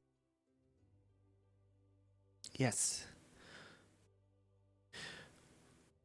The watch looks at the nobles and says, "Well, what exactly did they steal from you that they would possibly have on them?" And the other gentleman pipes up and says, "A pocket watch. A gold pocket watch." I can't even tell time. It's true, he cannot. I'm gonna search my pockets just in case. Yeah, Jazargo's going to search his too, but he's very, very unhappy about what he thinks is going to be found. I'm looking through mine.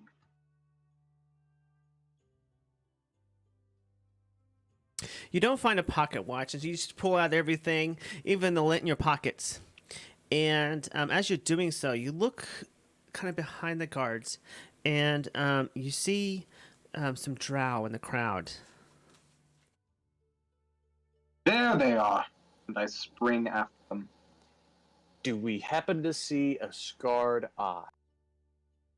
One of them has like a mask over his face, and the other one has a hat, but you can see that little bit of a scar.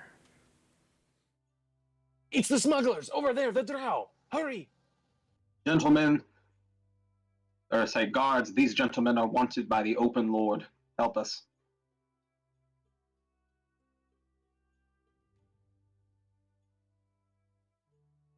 Jizargo just became very, very passionate toward this cause because he really wants to help that elf chick.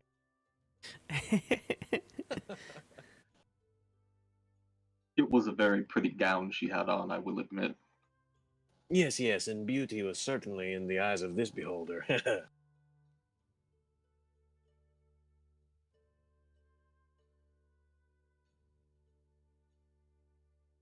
Let's see here.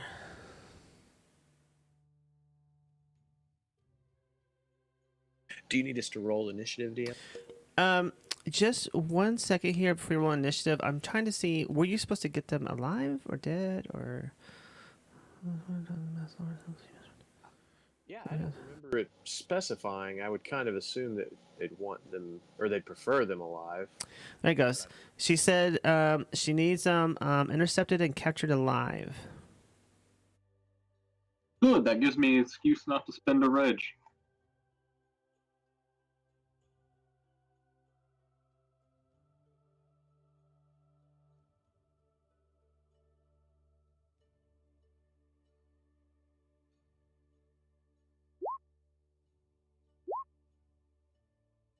Oh! They are very fast. I told you they are very fast, my friend.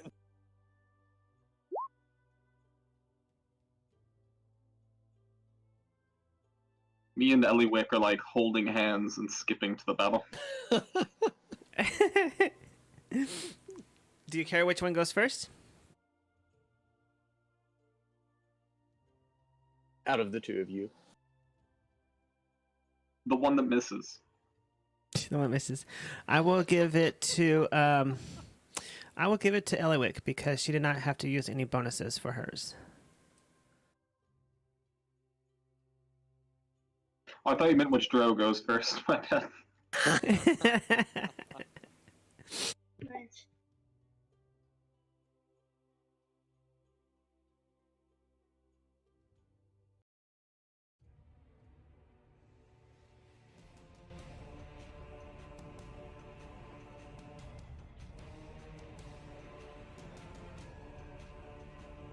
Oh!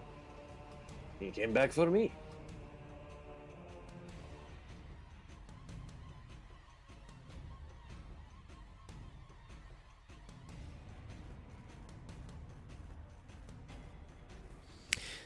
Seeing that you called out for them, Jizargo, and gave their spot away and made them know they're going to rush at you and attack you.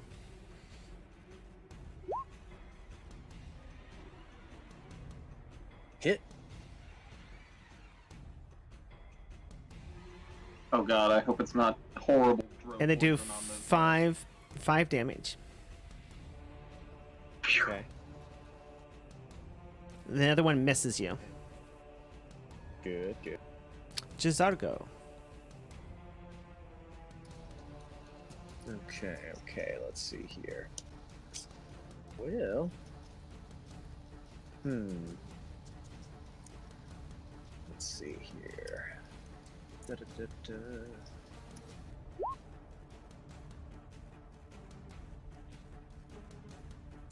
I believe I'm going to try to cast Fairy Fire on these boys. Since it's a 20-foot cube. Okay. So I want to just get it to where they're on the edge corner of it, so if our fellas approach from down below, they won't be affected. So...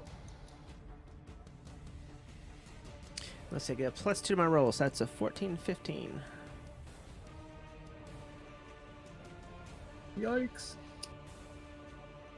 Looks like they passed both the saving throws. Indeed.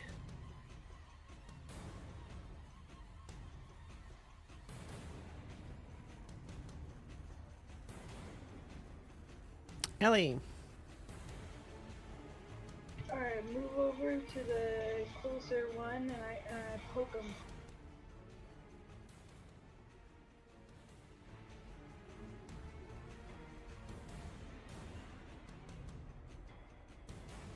Okay.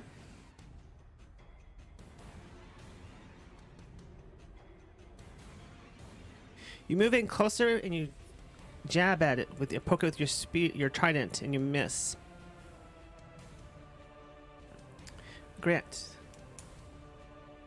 I feel that fury welling up within me, but I managed to suppress it, remembering that we're supposed to take these dudes alive. But I would still like to attack recklessly. Okay. Both of your attacks hit for 13. Non-lethal damage. And that's my turn. You knock him unconscious as you move in and just start wailing away on him. Why? I turn to the next guy and I say, look, I think Laryl just wants to sleep with you or something. You can make this a lot easier if you just throw down your arms. What? Give me a persuasion.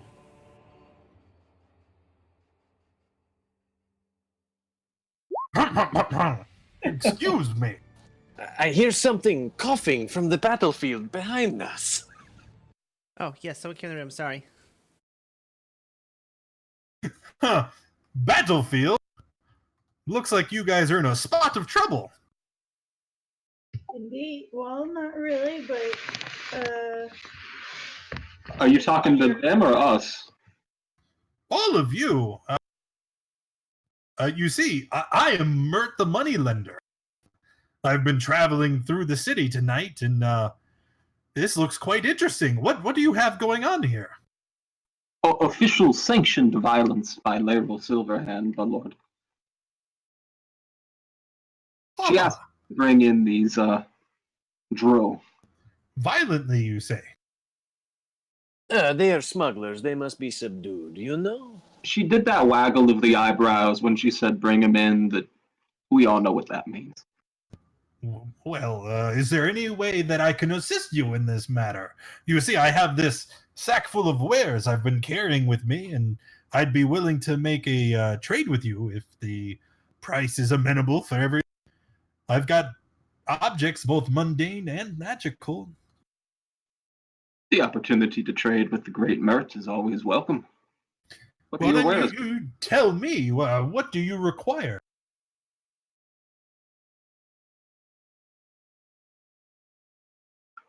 Objects mundane, I think we're pretty well set on, but objects magical are always of an interest.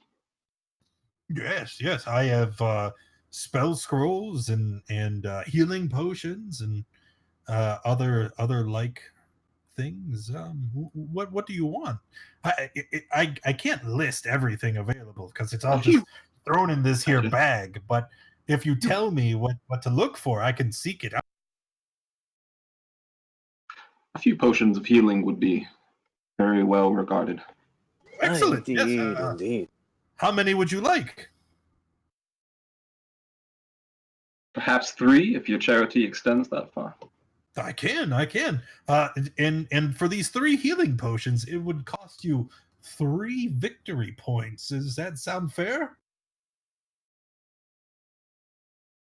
As much as we appreciate your offer, good Sir Mert, I believe that we need all the renown in the service of our factions as we can garner. Oh, pish-posh! You can't gain any renown if you're dead. I would highly recommend you take up my most generous offer and take these potions while I'm still available. It is a generous offer, good sir, but renown as great as yours can only be achieved through daring do, and that's what we hope to achieve someday. Fame like yours. Look to Eliwick and Zargo.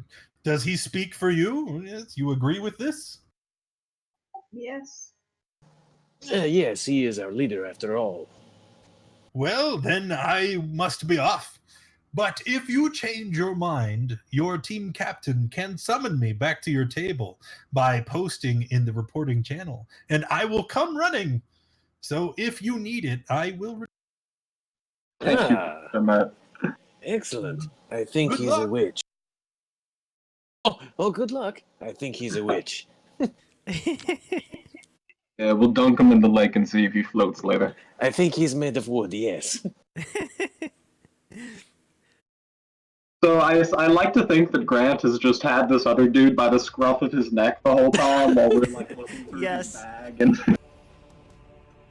the music resumes, and it's just like They got this guy in an arm bar with a bloody nose. Like, hold up here. And we look back at the one guy who's completely awake and aware, and he's just like, are you guys done shopping now? Can we continue this?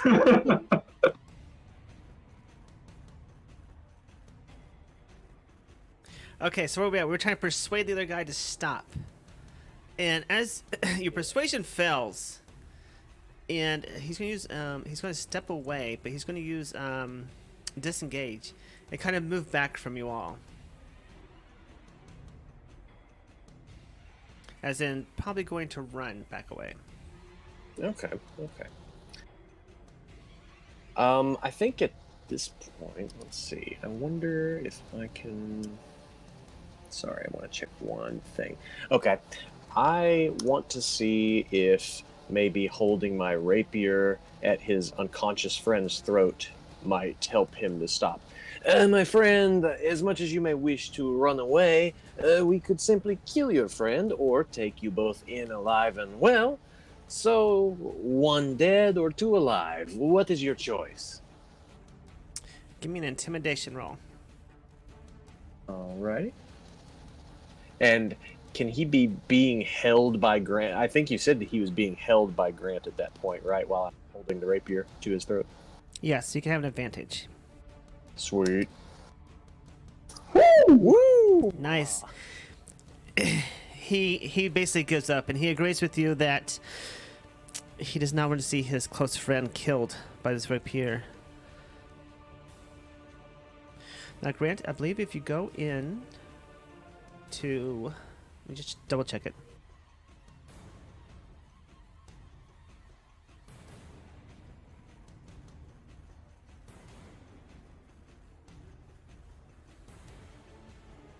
I'm gonna go ask real quick.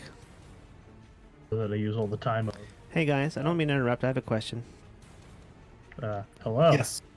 If the party completes like the mission that one of you gave them, do they need to at you to complete it, or they just complete it? No, they could just add the 2 points from the Laurel objective when you report your next. Okay, cool. I just want to double check. Thank you. No problem. No problem. All right, I'm back. Welcome back. All right, so basically, what they told me is that when you capture the drow that Joraxel has sent you to capture, I just give you extra points in your objective points. You don't have to actually page her to get the points. Beautiful. Sweet. Do I include them in my reporting for this objective? I would go ahead and do that just to make sure they know. Okay. It wouldn't hurt.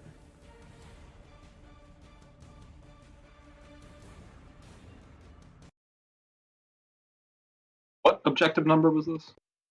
Well, you still have to tell the guards. You emptied your pockets.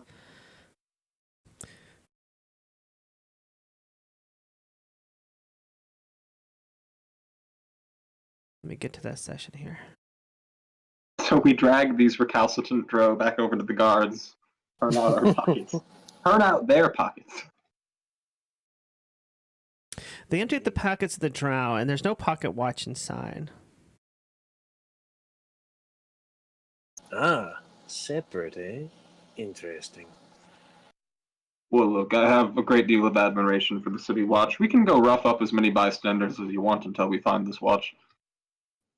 Hey, speaking of City Watch, you guys got a wonderful Bane from Table 8 because you baned us first and we don't like you now.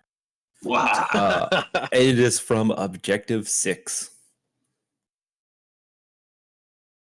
Awesome. Okay. Well, we love you. We will boon you in the near future. Counting on it. What did he Sworn say? enemies. 6 or 8? I can't remember. He's from table 8, right?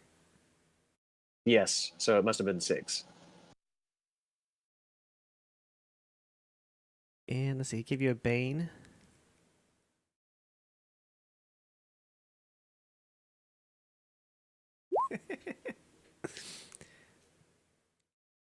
So as you're talking to the guards,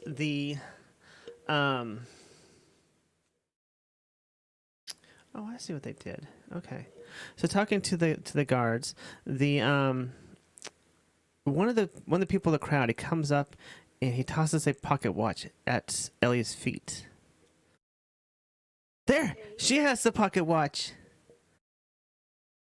Can we check perception or anything on that to see if we actually saw who did that? Yes. Sweet. I did not see it. Since at Ellie's feet, she noticed it and she takes the watch and she grabs the person by their hand and says, "No, this is the person." And the person turns into Ellie, like shapeshifts. And it was a doppelganger. The guards take the doppelganger and... Oop, do we have someone come in? No. Guards take the doppelganger away. That was your Bane. Nice. Oh no. That sounds like a victory point to me. Yeah, that was just helpful. Yes, we were having quite a difficult time finding them, no?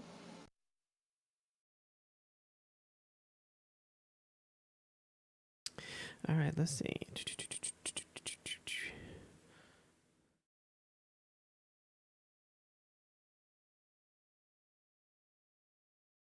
All right, so you got, let's see, complete objective. You avoided jail. So, you don't attack the watch.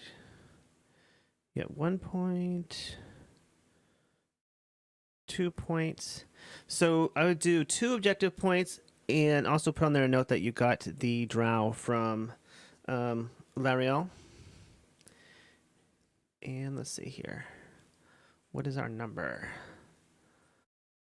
That was number 6 for mistaken ID. And how many was that for the drow from L'Oreal? It doesn't say. 1 second. Jazargo's happy now. He's happy. What do you guys think you'd like to do now?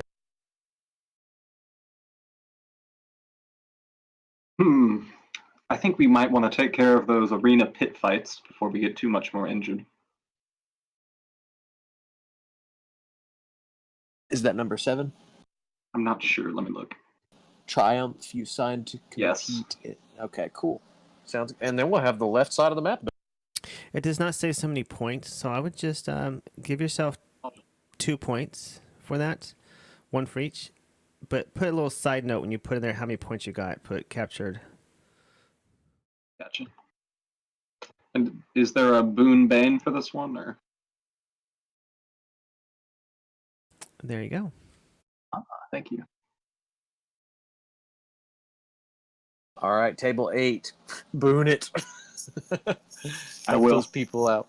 That's awesome. Yes. You can even hop in that channel and tell them if you want. Beautiful.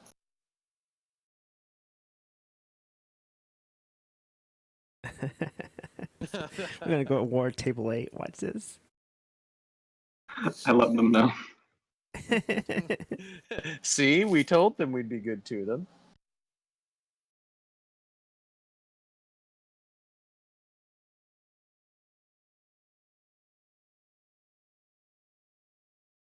All right, so where would you all like to head next?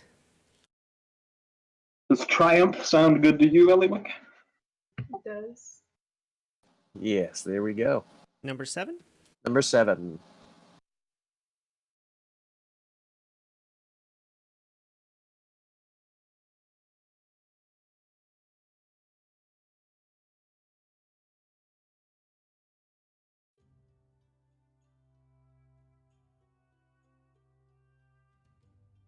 We're making good progress. Yes, you are. That's why I'm like not rushing as hard because we think he's moving so fast. Last night, during an especially rough evening of causing trouble down by the seaward, you obtained a spot on the Colosseum roster at the Field of Triumph. Wedged in between the owlbear and displacer beast duel and the children's choir, you're supposed to duke it out with a bunch of other volunteers. You were told, "Don't kill anyone, this is merely for show." And it sounded good, so you agreed. That was until you found out your opponents are members of a rival faction. As you exit the great gate of the field onto the sandy arena floor, you're left evaluating the level of pain you should inflict. Are we actually PvPing?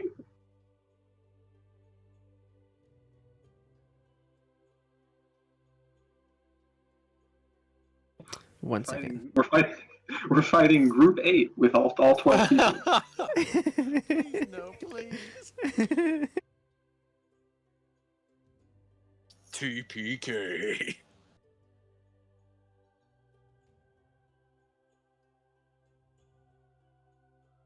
We totally need to fight the Zentarum.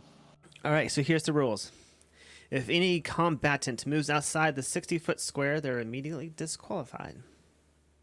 Oh, are you on the map? Let's see. Yes, you're on the map. Okay. Can you see it, or is it black? Just black. Is black.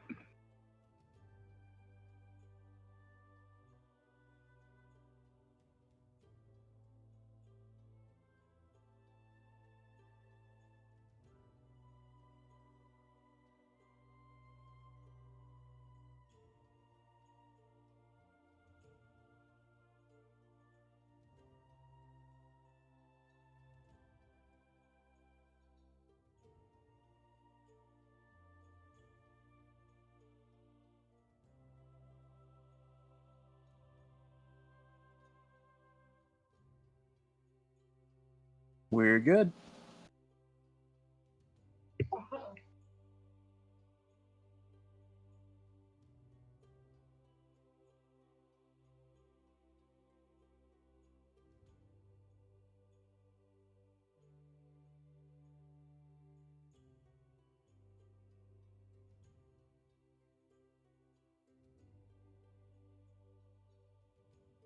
So if we move outside of that like cemented square in the center, the gray space. Okay, can you see your tokens on the top center of the map? Yes. Yes. Okay, cool. Ah, it worked that time.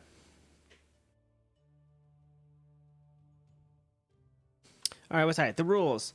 Let's see. If you move outside the 60-foot square, you're immediately disqualified. As you're standing now, you see a wall in front of you with two crates in front of you, and it's definitely like a walk up onto this platform that is the fighting area. Ranged weapons, crossbows, bows, slings, etc., are considered a danger to the audience and prohibited. However, thrown melee weapons, darts, hand axes, javelins, etc., are allowed.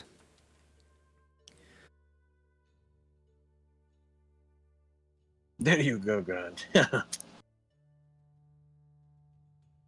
And magic is unusual.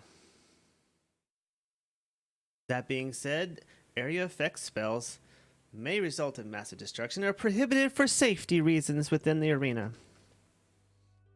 Fireball! Am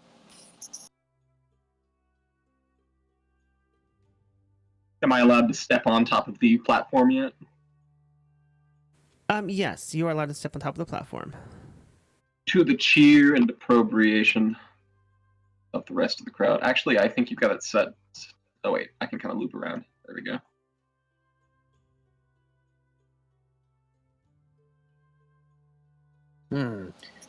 So pick your spot. Oh, so it's like the boxes are the platforms. No, this is like, okay, the gray floor around you is the floor you're standing on, the platform. The gray, there's like the brick thingies, that's like walls. The brown boxes are big giant crates. So we have a little bit of cover. Correct. Well, I have got me stick, got me rage. That's all we need. Got my poker. I have my insults.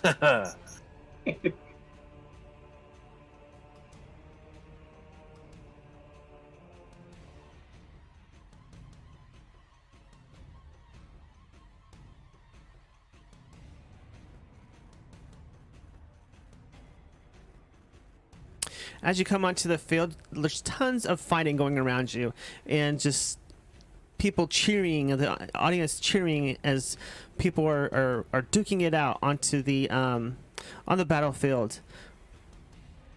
There is, however, a group of people that seem to be approaching you, and you can tell by what they wear that they are a group from a rival faction.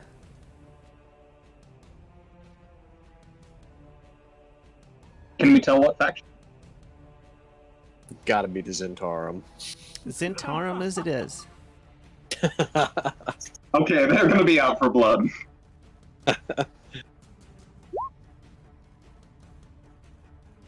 Hey, they're not as quick. That's good.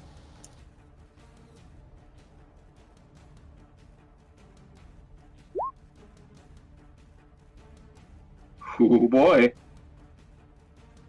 Good rolls, people. You two are holding hands again, huh? Yeah, what is up with that?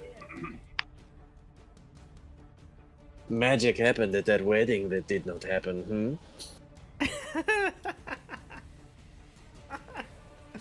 Oh my gosh.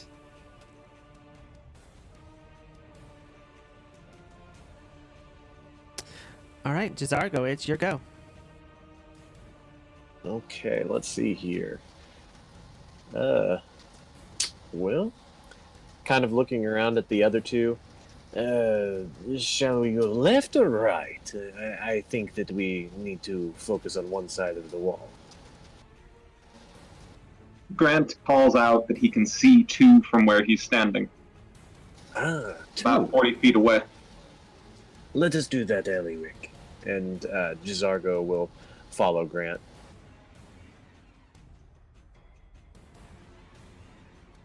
If we make them come to us, I think it'll be advantageous. Let me see here. How far am I? I want to get just in range, and I believe I probably am from here to insult. Yeah, 30 feet. Let's see. And yeah, 60 feet. So I can definitely see them. They'll be able to hear me. So, vicious mockery on the lead dog there. So he will have to make me a DC 14 wisdom save. Oh, looky there. It's the Zentarum. I hear that you hate Waterdeep and its famous statues.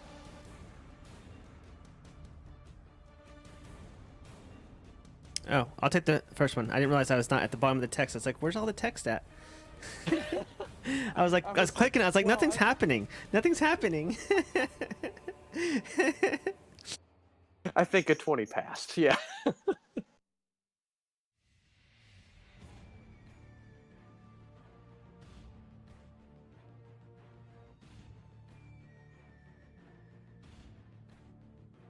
Okay, that's my turn. All right, one second. Getting the stats for the other people here. Let's see. Where's it at?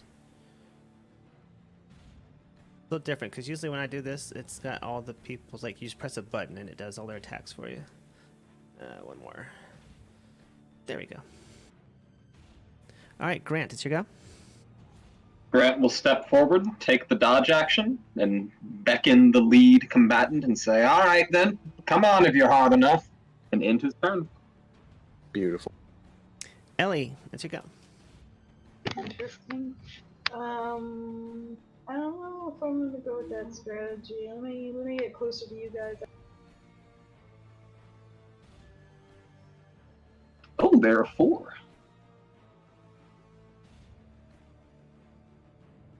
Good. All the better to split their forces, huh? Yeah, I'll stop here, and I'll also take the dodge action.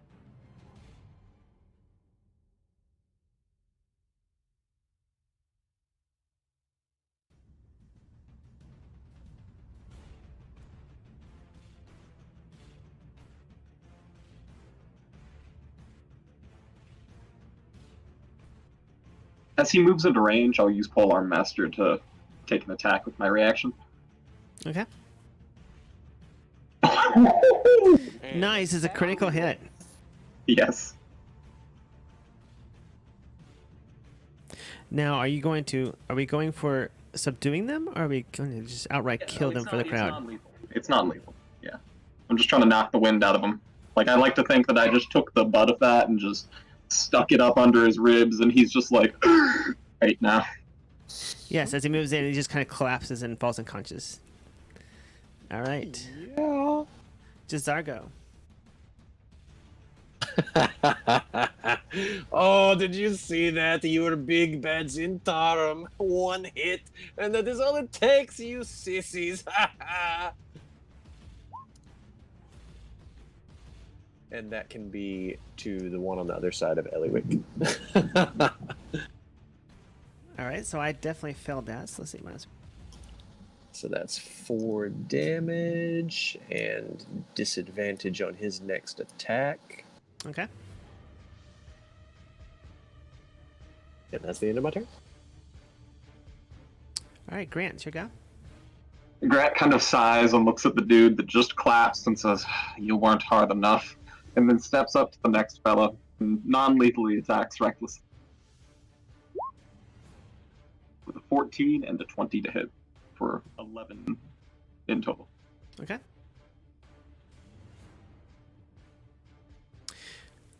So both of your attacks hit him. You're just basically just smacking him around at this point. Elliot, your go. Alright, I'm gonna attack the one to my left. Like a non-lethal. Man. All right, did you guys go get the weighted dice, or what's going on here? Because you both are rolling the same on initiative, and then you roll the same attacks. All right, so you hit for 6 piercing.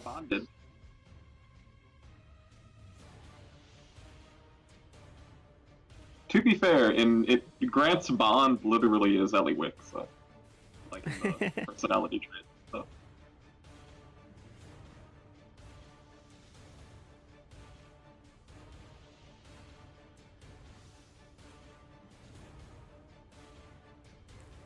All right, Eliwick, the one that you just struck out and hit, it is going to disengage and move out of sight.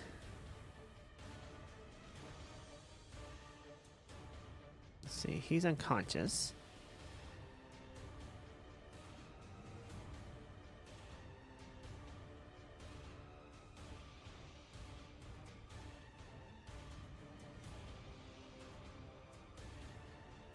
All right, so let's see.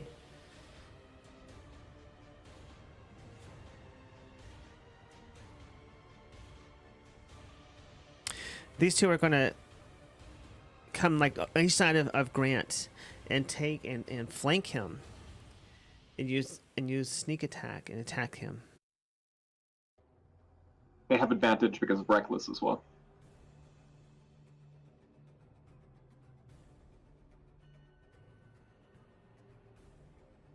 Does 16 hit for the first? All right, so 16 plus 4, 16, 17, 18, 19, 20. So get 20. That's a hit. All right, it's going to do 5 damage. No, it's 5 damage. And that was the first attack. And he's going to do another attack. Does that include the sneak attack? No, 7, 8, 9, 10, 11, 12. 12 damage. Yeah, I'm so used to the game just being like, bloop, there's all your attack. Right.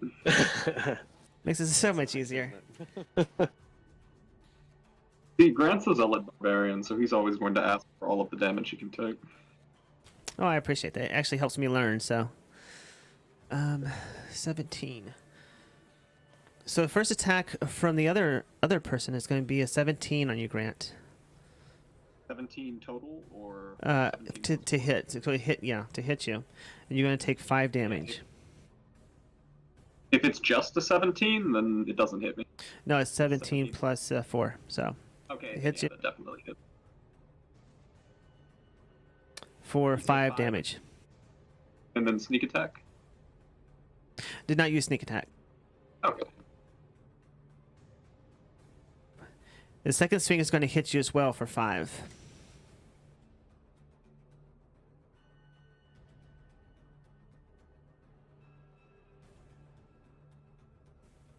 And Jazargo, what you got?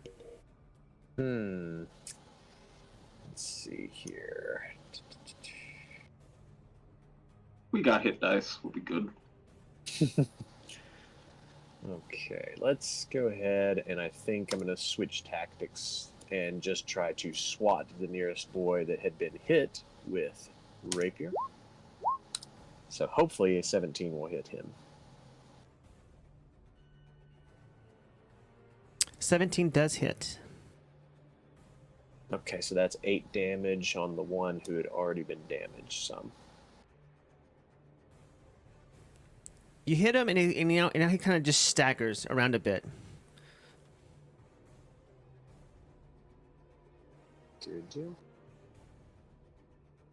Finish him, Grant. All right, Grant, you go. I'm a whack 'em. Reckless. All right, and both of your attacks hit, And knocking him unconscious. Boop. You boop him on the nose, and he falls unconscious. Ellie, did you go? Alright, I boop this one to the south of me. And you hit. With the sharp end, you boop on the nose for 5.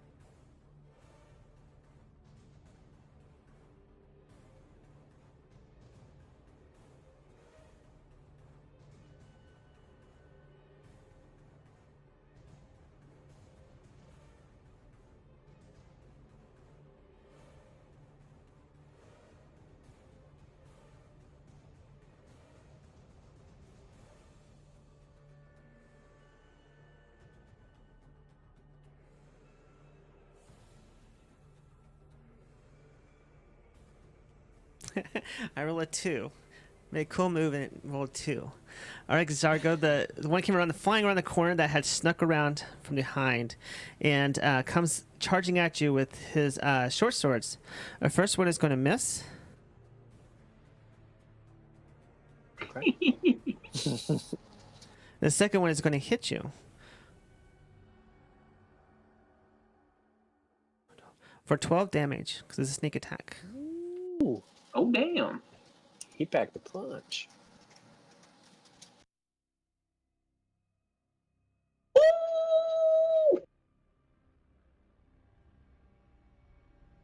All right, Grant, you're going to get hit.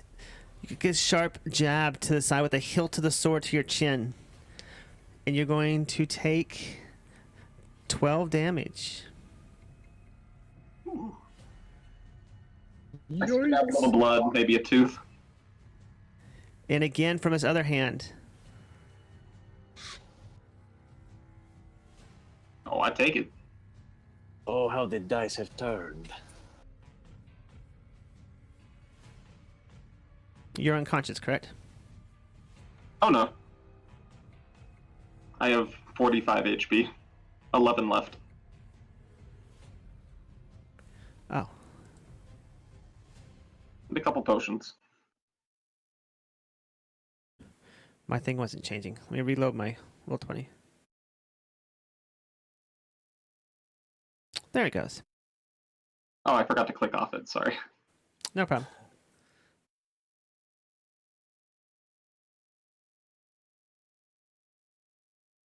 Jazargo, what's your go? Okay, let's see here. Jizargo is going to...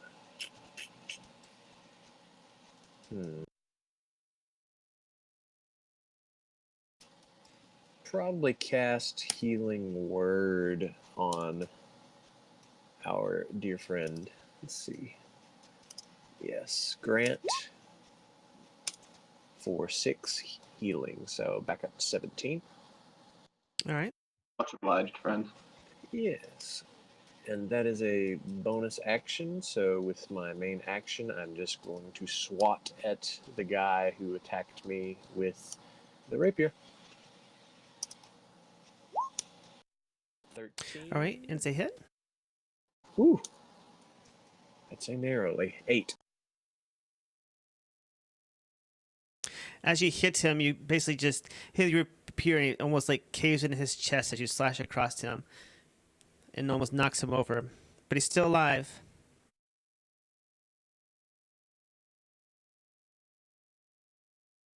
There's this one thing I'm really good at, and that's recklessly attacking.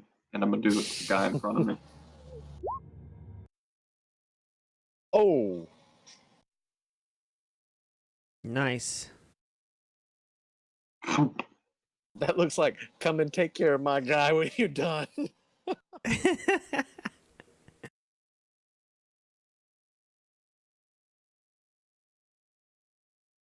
Oh, is my combat music not working? Oh, I hear it. I've been listening to summer crickets outside. Oh, okay.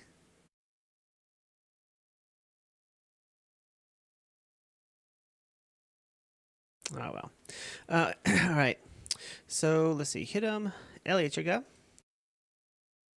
Okay. Well, first I'm gonna poke the guard in my south again. But let's do it with the not the pointy end. Let's do it non. Okay. And you miss. I'm gonna healing word for Grant here. Okay.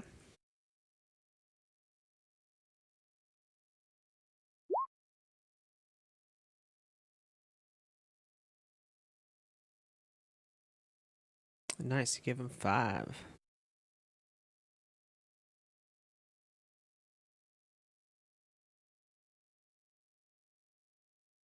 All right. Is everyone still there?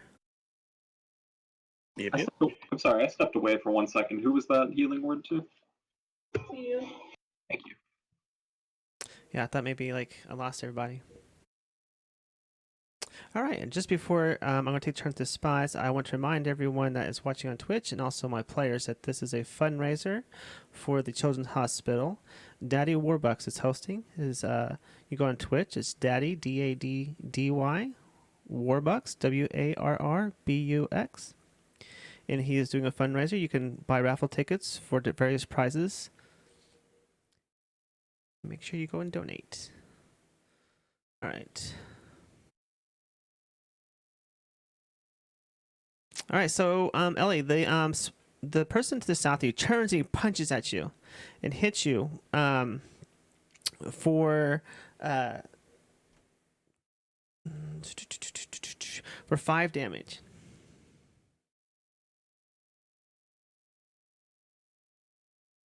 Jizargo, you're going to take another hit from another sneak attack from the spy.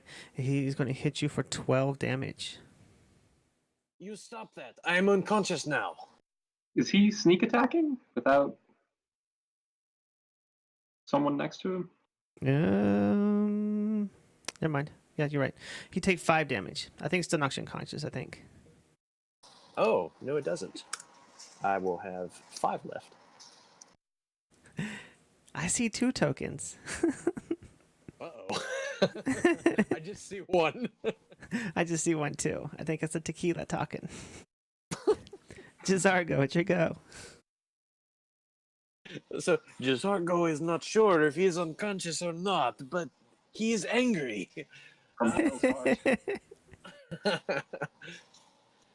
Let's see here. Jizargo will viciously mock. Yes.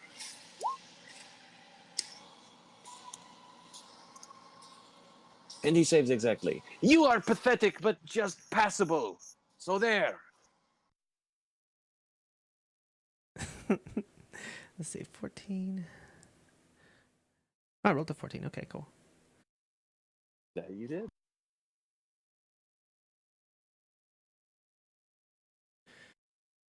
All right, Grant, here you go. I'm really sad I can't hear the music playing. I know I heard on your computer. Oh, yeah, I cannot hear it. Totally. The fellow in front of me is still conscious, right? It's still conscious, yes. The one to your left of your token there. All right, I will use my quarterstaff attack on him recklessly again. A 15 to hit for 8 bludgeoning, non-lethal.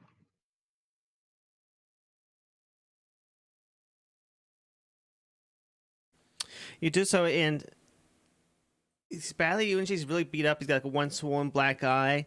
He seems to be just staggering around at this moment.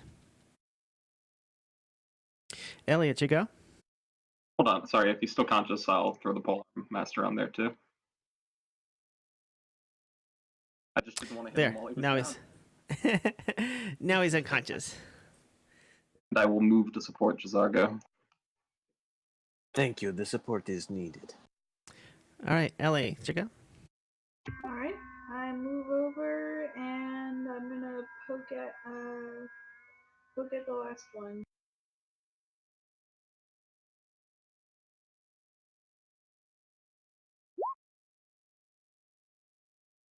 Alright, I hit that. Oh, it's a critical hit. Ooh, very nice. 12 damage. You jab jab the end of your trident deep into his throat, just enough to cut off the air until he passes out to the ground.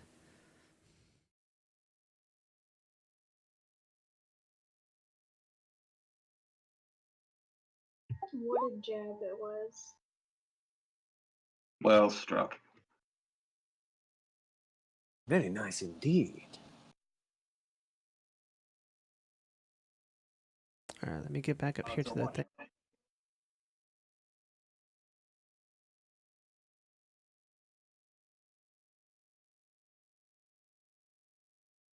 One second here.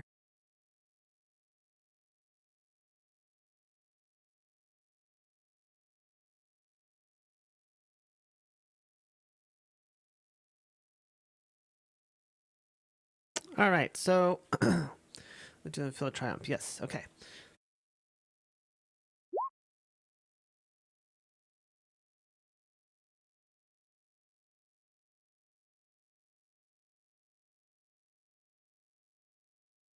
All right, so you receive objective points for this as you knock out all of the your rivals. You're standing over them; they're kind of laying around, kind of rolling around, unconscious. Some of them just like out of breath.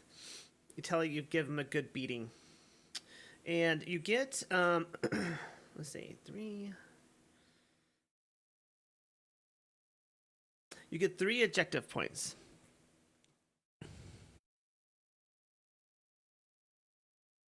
Very nice. And what's the boon bane?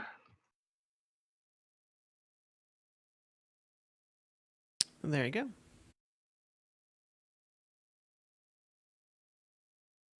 I'm glad we have not got this one ourselves. Oh boy.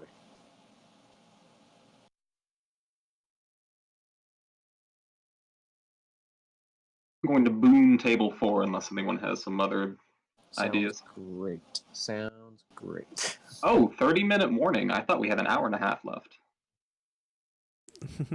Yeah, you weren't supposed to know it was supposed to end in 30 minutes. Crazy. All right. Let's move. Let's get time for one more.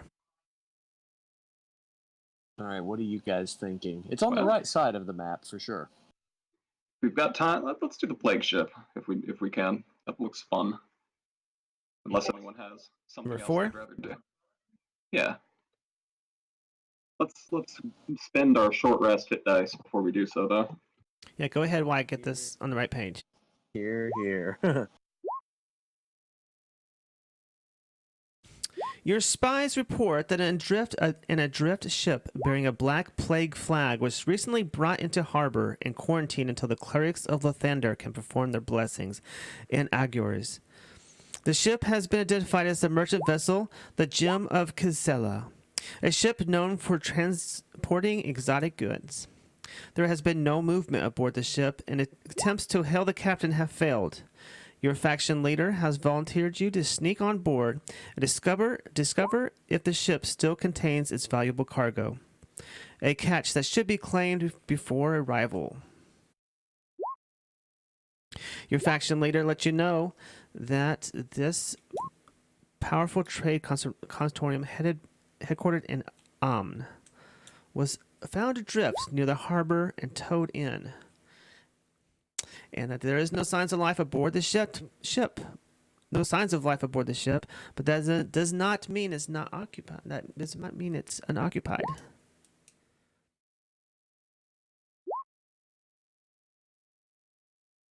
It's been anchored out a little ways from the docks. You're gonna take a rowboat to get there, and just make sure to don't make too much sound, or else you're gonna tip the watch off. I will roll stealthily out there.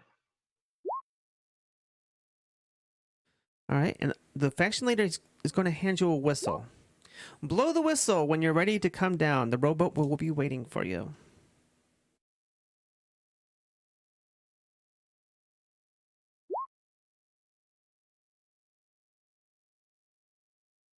I'm definitely way back at full now. Good. Well, let's get it done. We'll row quietly out there. If you have any spells that might make us move more stealthily, I don't know if you know Pass Without Trace or anything. I wish. Let's see. And it's black, by the way. Oh, let's see. Did everybody get their full health, by the way? Because I do have Song of Rest. Yeah, I'm full. Also, we all still have Inspiration. Oh, yeah.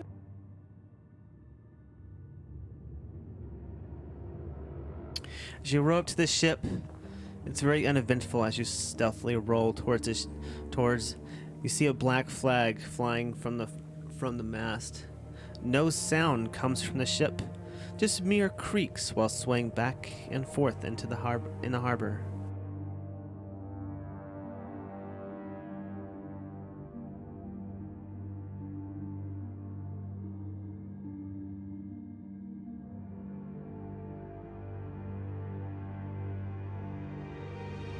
I'm very glad that we did not drink too much before coming out here.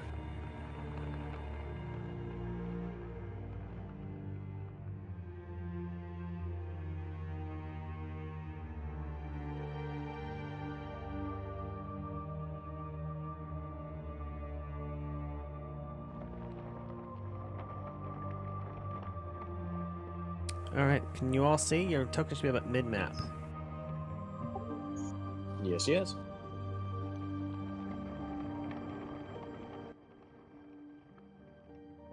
As you come up to the boat, you climb up the side into the main deck. A dull moaning can be heard once aboard, and the smell of rotten meat pervades the air. Moving across the deck disturbs swarms of flies that have settled on a nearby flat surface. Many barrels, crates, and boxes are strewn around. One crate has been toppled, spilling jerky and hardtack across the deck. The access to below decks has been barred shut, but not locked.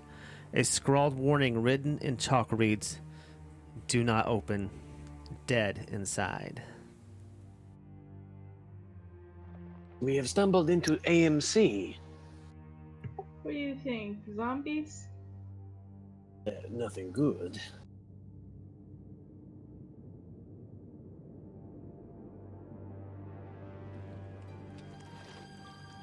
And this is when we get to the creepy part. I love creepy stuff.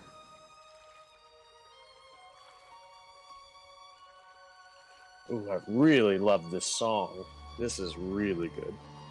I guess let's go below deck. Yes, at least we will not be near the water. Jizargo does not love the water. All right. You're going to have to unbar the door to get down. Is it just barred from the outside, or? Yes, it's barred from your side, so you can just open the bar. Yeah, I will do so. Actually, I will listen at the door before I do so. 17.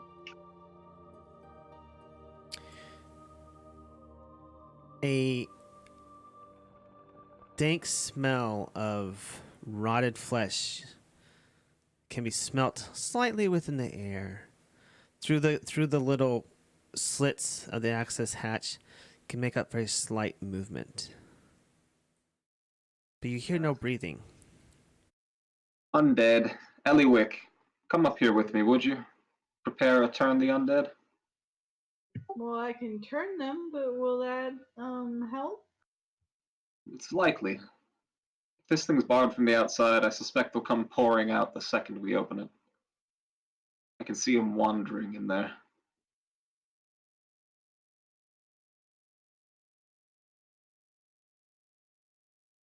I will prepare some insults about their mother, if you like. Please do. At this point, they're dead. Ancestors are all they care about. Very well. And I will unbar the door. You unbar the door and slowly creak open the doors to the access hatch. And as you do so, the doors get pushed open from the other side as undead come spewing from the access hatch. Turn! Turn! Yeah, I turn them. Your mother smells as bad as fish that are rotten. That was.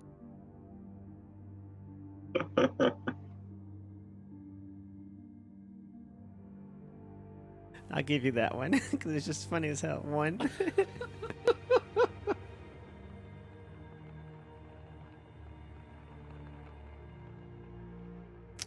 All right, undead. Wisdom saving throw.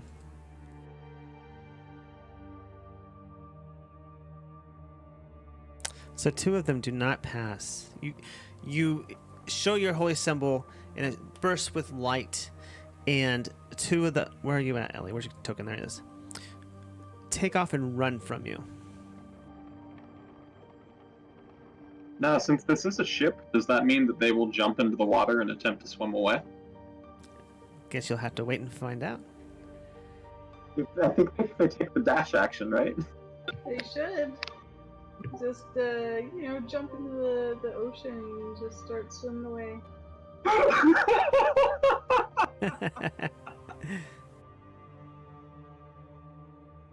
All right, roll for your initiative for the others. Well done, Ellie. Very nice indeed. Slightly better than my fish comment, but you know.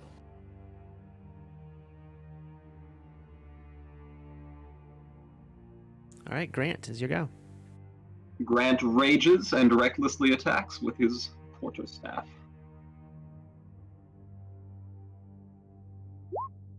With a crit. Okay, so let me add that because the numbers look deceiving. Yes, if you would, please. Numbers are very hard sometimes. Is it 14? Okay, so it is 6 bludgeoning, or I'm sorry, 8 bludgeoning damage, and then it is 6 divine damage. For a total of 12? Total of 14. 8 bludgeoning and 6 divine. Okay. As you come in and you just smack it, I mean, you just basically just collapse in half of its body. Still standing to fight, though. You just tell you almost pulverize the thing. Come on, you rotten mass. All right. I roll a 14. It's going to try to bite you in return. And let's see, 14 and a miss. It just doesn't seem to be able to get to you. Huh? I attacked recklessly and it has advantage. It still misses. 'Cause your AC is so high. But it misses you. All right, Jazar, go. Let's see here. Currently, do I only see the one undead? That's correct. Okay. Let's see here. Well, I'm just going to insult him too, because I want to take away his advantage. Hey, better. Is that the best you can do? Maybe you should just continue rotting away until you are nothing, because that is what your attacks are like. The ghoul just begins to pout. Eliwick. Alright. I'll move around to get at this thing, and then I'm going to stab it.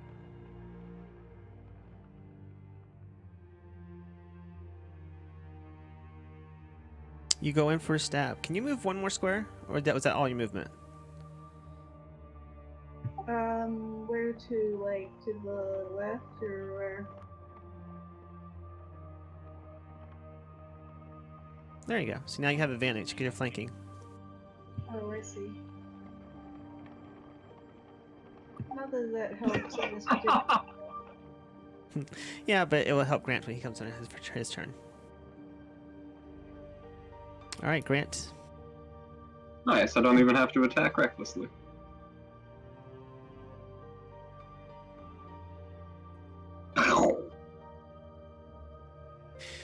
I just start wailing away on it. It just basically you just obliterate the thing. There's blood and guts flying everywhere. It splats you in the face with blood. Ellie's covered with the blood as an arm comes off and hits her in the face. Don't breathe that in. Because I'm still enraged, I'm gonna use all of my movement to move into that room and see if there are more.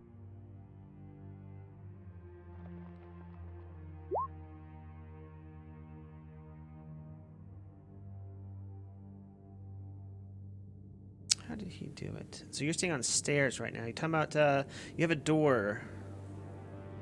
We open the door. They burst out.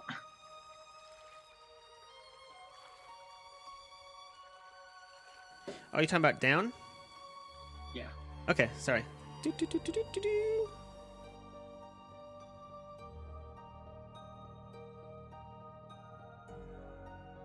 Meanwhile, there's a ghoul somewhere surfacing on, like, the shores of Waterdeep. People are looking very confused. Maybe he went to your rival's faction. He followed our weird pet lizard bullet thing. Yeah.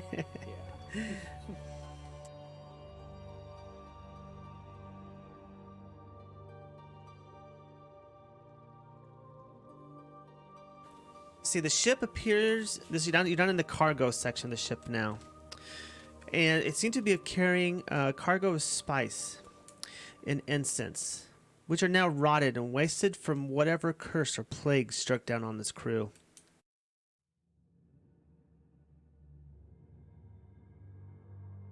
I will start kind of just dumping through sacks, looking for things. I'm not a very good investigator, but I'll try. Whoa. Okay. I did good. You done good, son. You done good. Down the bottom, you just don't really find anything but just rotted cargo and incense in the crates, but no kind of like. One more level here. You have still back up on the upper deck. You still have the bow and the stern of the ship. Okay, I'll go check those out. Yes, let us. Okay, we're just gonna do theater of mind here. That's fine.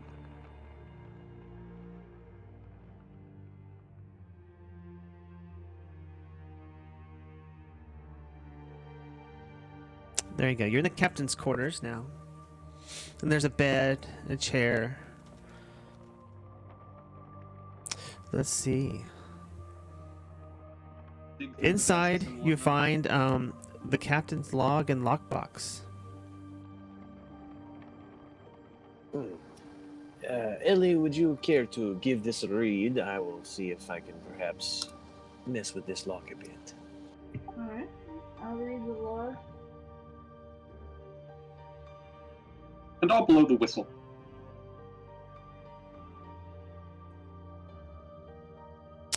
You open up the logbook and it just basically shows a record of how the captain had an argument with an acolyte of Umberlee and had the budding cleric thrown overboard during a heated argument to dismay the crew. And that is the last entry in the logbook. It also shows the manifest also has several tons of rare spices and incense that should have been on the ship. Still technically, on the ship. It's just all gross and rotted. True. So they killed the cleric, and it sounds like maybe they got the curse in return?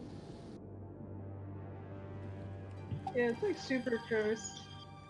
Got what was coming to him, right, Ellie? Yep. You can't just, throw the priest overboard. Your whole ship will definitely be doomed. And we do love our cleric.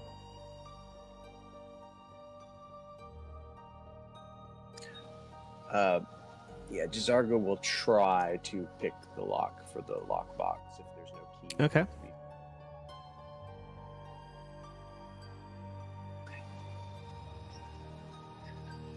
I do not have thieves' tools. Would you like me to roll sleight of hand? No, you'll have to have these tools for this one. Right. Can I smoosh it open? Yes, you can go ahead and just wail away on it if you wish to. With all your anger and might, like you like to do. May I assist you if you need? I got a crowbar too, and a hammer. So you break it open, and inside you find the another book, and that was the manifest I shouldn't have told you about earlier. You found the manifest now. So that gives you the points for the manifest. Nice. Super. I will blow the whistle and continue to do kind of cursory search while the boat's on its way. Okay. So now we're not in theater of mind. So go ahead and move your tokens.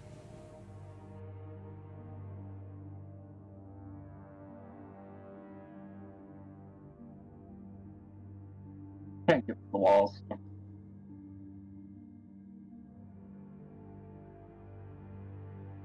There we go. Friends, there's more ugly up here. Hey, pals. So yes, as you come back out, it seems that there's another guest here, dressed in tattered clothes that you would think would be that of a captain. And he attacks.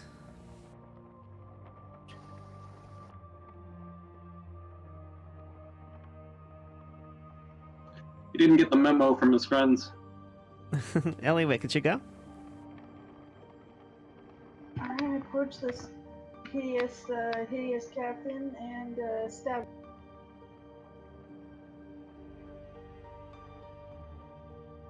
Nice, it's a critical hit. Kill him with one hit.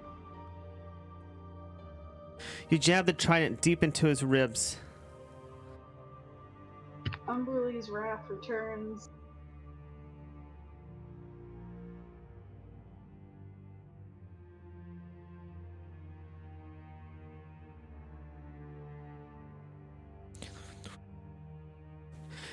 As you stick the trident in between his ribs and you move closer, it tries to bite you, but it misses.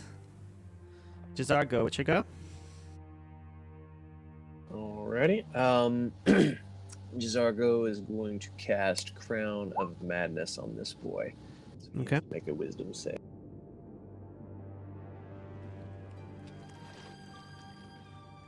Whoops, invisibility was not supposed to pop up. That's what I figured. Alright, roll a 9. Alright, he fails. So, let's see here. Alright, so he is charmed by me for the duration, and he has a weird crown on his head now. and he must use its action before moving on each of its turns to make a melee attack against a creature other than itself you mentally choose. Can act normally on its turn. Blah, blah, blah. So there are no other enemies here. So I'm literally just going to ask him to chase that fish and attack it. So it's off the boat.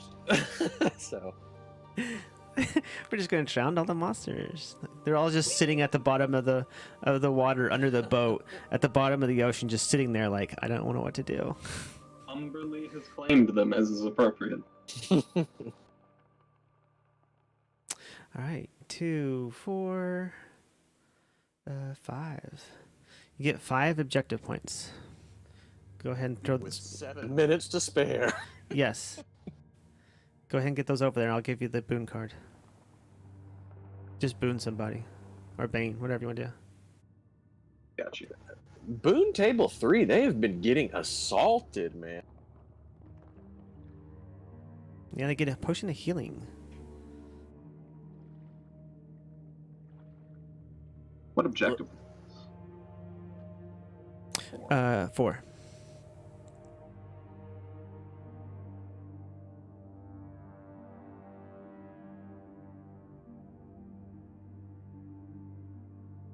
Like, who on earth is in Table 3 that they are just being... Whew. I'm gonna look. Let's see. I don't know who these people are. Kin, Karat, Nogrand, Sunwiz, and Zalaris. There's no way for us to deface a grave in 5 minutes, is there?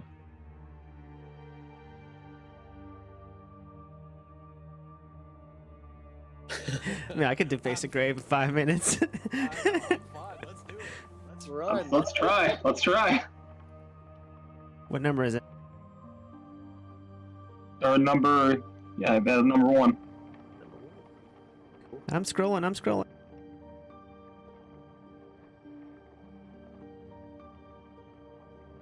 Okay. Your faction has tasked you with seeking out the grave of Rognar Dennison, freshly buried in the south end of the City of the Dead. In life, Rognar was a liar and a cheat, and butted heads with many in the Waterhaven underworld. Your faction in particular had unfinished business with Rognar. As a small recompense, you've been asked to alter Rognar's headstone in a way that will embarrass his legacy and his gang.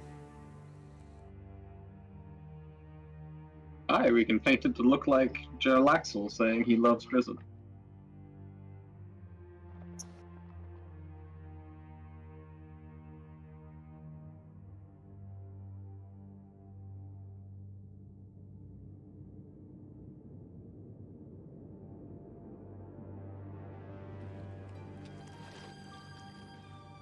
Things are black, by the way. Yes. Okay. All right, torchlight ahead. You start approaching the area, and torchlight ahead reveals a cluster of robed figures standing in a circle. You can hear faint sounds of chanting coming from the group. One person, give me a perception check. Let's see here. You want me to go ahead and do that, guys? I've got 3. Go. I had 5, so I clicked it. Yeah, you have.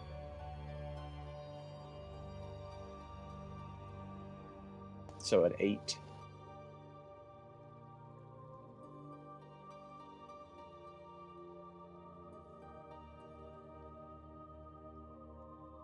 An 8.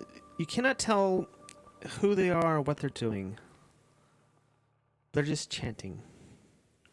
Can you see your tokens about halfway down?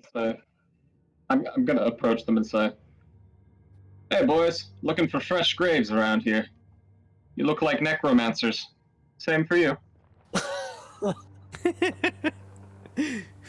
that's the way to start the conversation.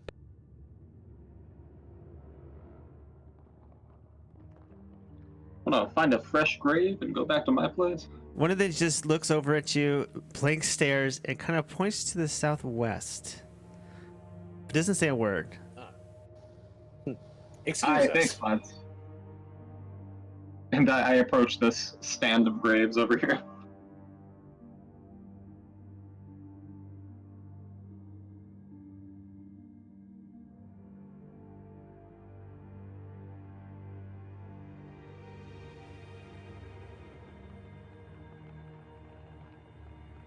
Are any of the headstones marked? One second here. Let's see. A 10-foot-high wrought iron fence surrounds a small field of graves. One of them, the southeast corner, looks new. The fresh sod is mounted up slightly. A thin chain stretches from grave to headstone, where it's attached to a small bell. A really tall fence surrounds all the gravestones. I will attempt to climb the There is a fence. gate. There's a door in the gate, and it is locked. Can we smash the lock? Yes, I will try to smash the lock first. Give me an athletics check.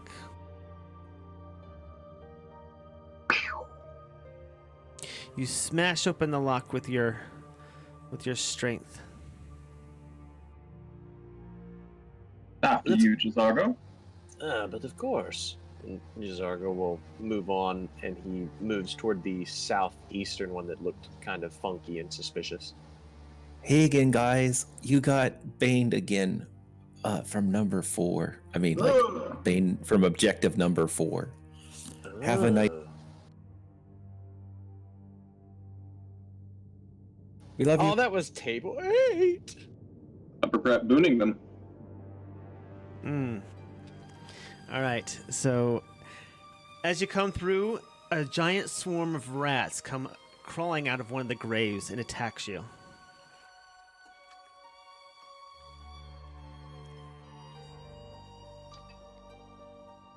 Swarm, right?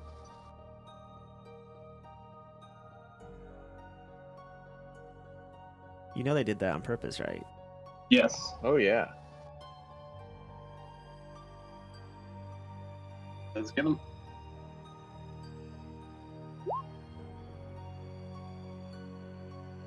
Okay.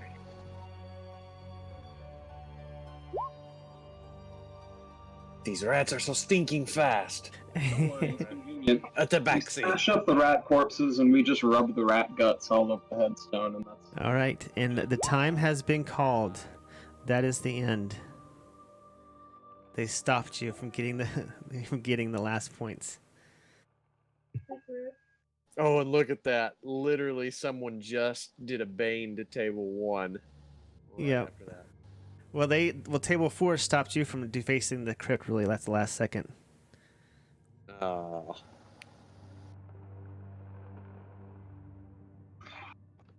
Should have just baned him again. We tried to take the higher road. All right, head up to the main hall. Sounds good. Hey. Defenders of Waterdeep, their enemies. I mean, that's what happens. So they baned us a couple times. We gave them a really bad bane at the end. Indeed. Here, have a rat swarm. Have fun. Yes, you did. Table 5 also did that. Yeah. We Right, Table 5 did that too? Yeah, we 10 minutes we left. Table 3 with like 10 minutes on the clock. The Enclave, they love rats, right? They're supposed to love animals. We were doing them a favor. I regret booning you. It's a shame I got to play for the other side with my character, who's a druid. All right. Does somebody want to let Table 1 know to come? All right, for those on Twitch, we're Maybe back in they're the just, main you know, hall having fun with it. where we're going to get a report on what happened, I'll who go won tell what. Hopefully nobody died tonight. I think I used up all my luck earlier. The party that was in charge of There every was some time they completed unconsciousness, something, but they got objective apparently points. someone's dying, so and they're gonna be a lot. they get so many points, happened? and I think they win something if they get the most points. I think. I love it. Maybe they're playing a wedding. I've got 1 point of lay on hands left. So my watch, my city watch member goes and lays on hands. I'm impressed that I still have spell slots left. Same. Frankly, I used up 2 spell slots. I used We're in the- one spell slot and was like I cast 2. attempted 2 spell slot level spells, but one of them was a ritual cast. Oh yeah, by the way, did anyone actually use the short rests? Yeah. Nope. Yeah, I did. Did, did table, very well. did table 1 come up? Okay, good. Everyone's here. We had 3. Please want to. So, tell me more. Did you guys have fun? Yeah. So close to killing the mammoth in time. Oh, it was really cool. We had the displacer beast bloodied with like 2 seconds left. Yeah, we did. We did Yeah. the gladiator battle, and we just started throwing crates and barrels at them. Yeah. I'm impressed I got to use both my 2 proficiencies. We accidentally killed the gladiator, and then one of us got KO'd. Yeah, I was First able time to I use... rolled on the first time on the wild magic roll, I gained my spell slot back, the only one I used. Sorry to catch you. Nice.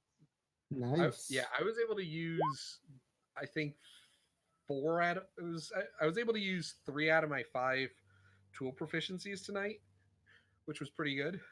All 3 of them were in the same objective. Bard and wedding performances go well. So, everybody, what was your favorite part? Let's see. The wedding. Yeah. Crashing the wedding was amazing.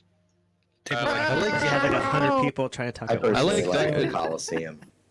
I like decorating the giant statue to look like Jarlaxle. Only my That's also table would know what the meowing's about. Basically, I actually at like the wedding, wandering NPCs my- into the room. Yeah, they have a yeah, those were cool. Well, at the wedding, my tabaxi sang the song of his people loudly. Oh, wonderful! We had Jarl Axel show find up out on a who won? ship in the middle of the sea, and then disappear. Oh, that's how he does, just poof. Yeah. Hello. I didn't. Yeah. I he didn't. does have the spoiler. As Yeah, the DM of my table, I didn't see all of the boons and banes that came to us until one encounter, and I was like, "Well, I'm just gonna there's put them 54 people all in into chat the gladiatorial pit." It's like, it's like, all right. Table 9 made us lose 1 point with rumors. Table 6 sent a rot swarm at us, and it's like, and in the middle of all of that, Laryl shows up just to be like, "Wait, nope, I need to speak." Nobody. You know what? I didn't get to sit in on any of the tables when Amy was here. What was that like?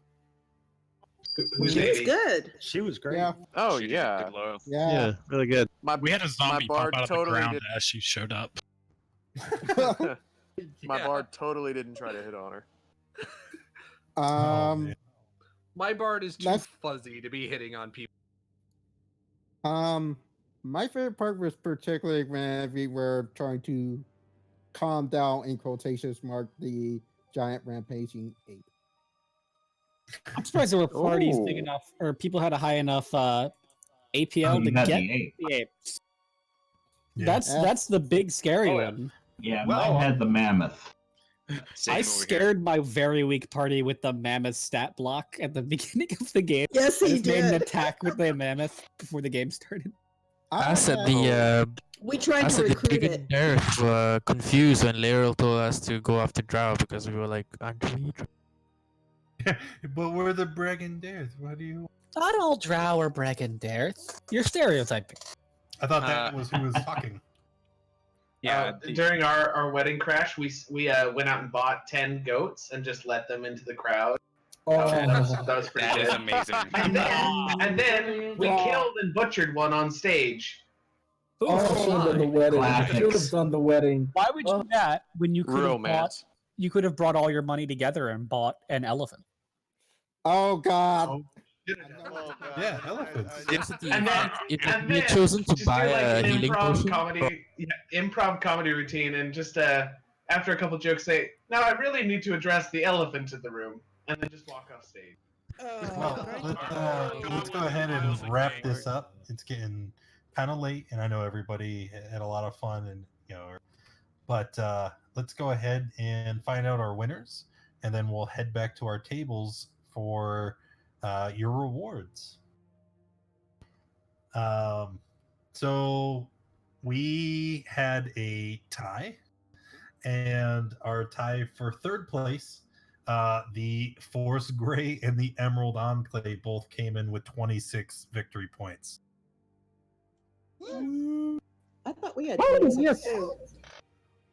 Ow, ow. Charis, we also had another table. Oh, right. Yes. We were by ourselves and kept getting baned by everyone. Second place was the Zentarum, ending the night with 30 victory points. And in first place, Table 10, Pickle, with the Lord's Alliance. Congrats. Calm it down. Congrats. Well, there are no winners for you guys other than your unlocks and your victory point, your advancement checkpoints and whatnots that you're going to get here in a second.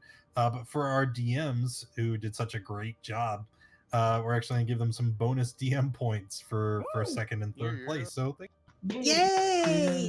The riddle made the difference. And hopefully I don't know how many of you are signed up for tomorrow, but it's going to be just as much fun. So And you were hoping to get 1,000 for the whole weekend, and we're already at 831. yes, Wow. you guys are crushing it. That's Alright, impressive.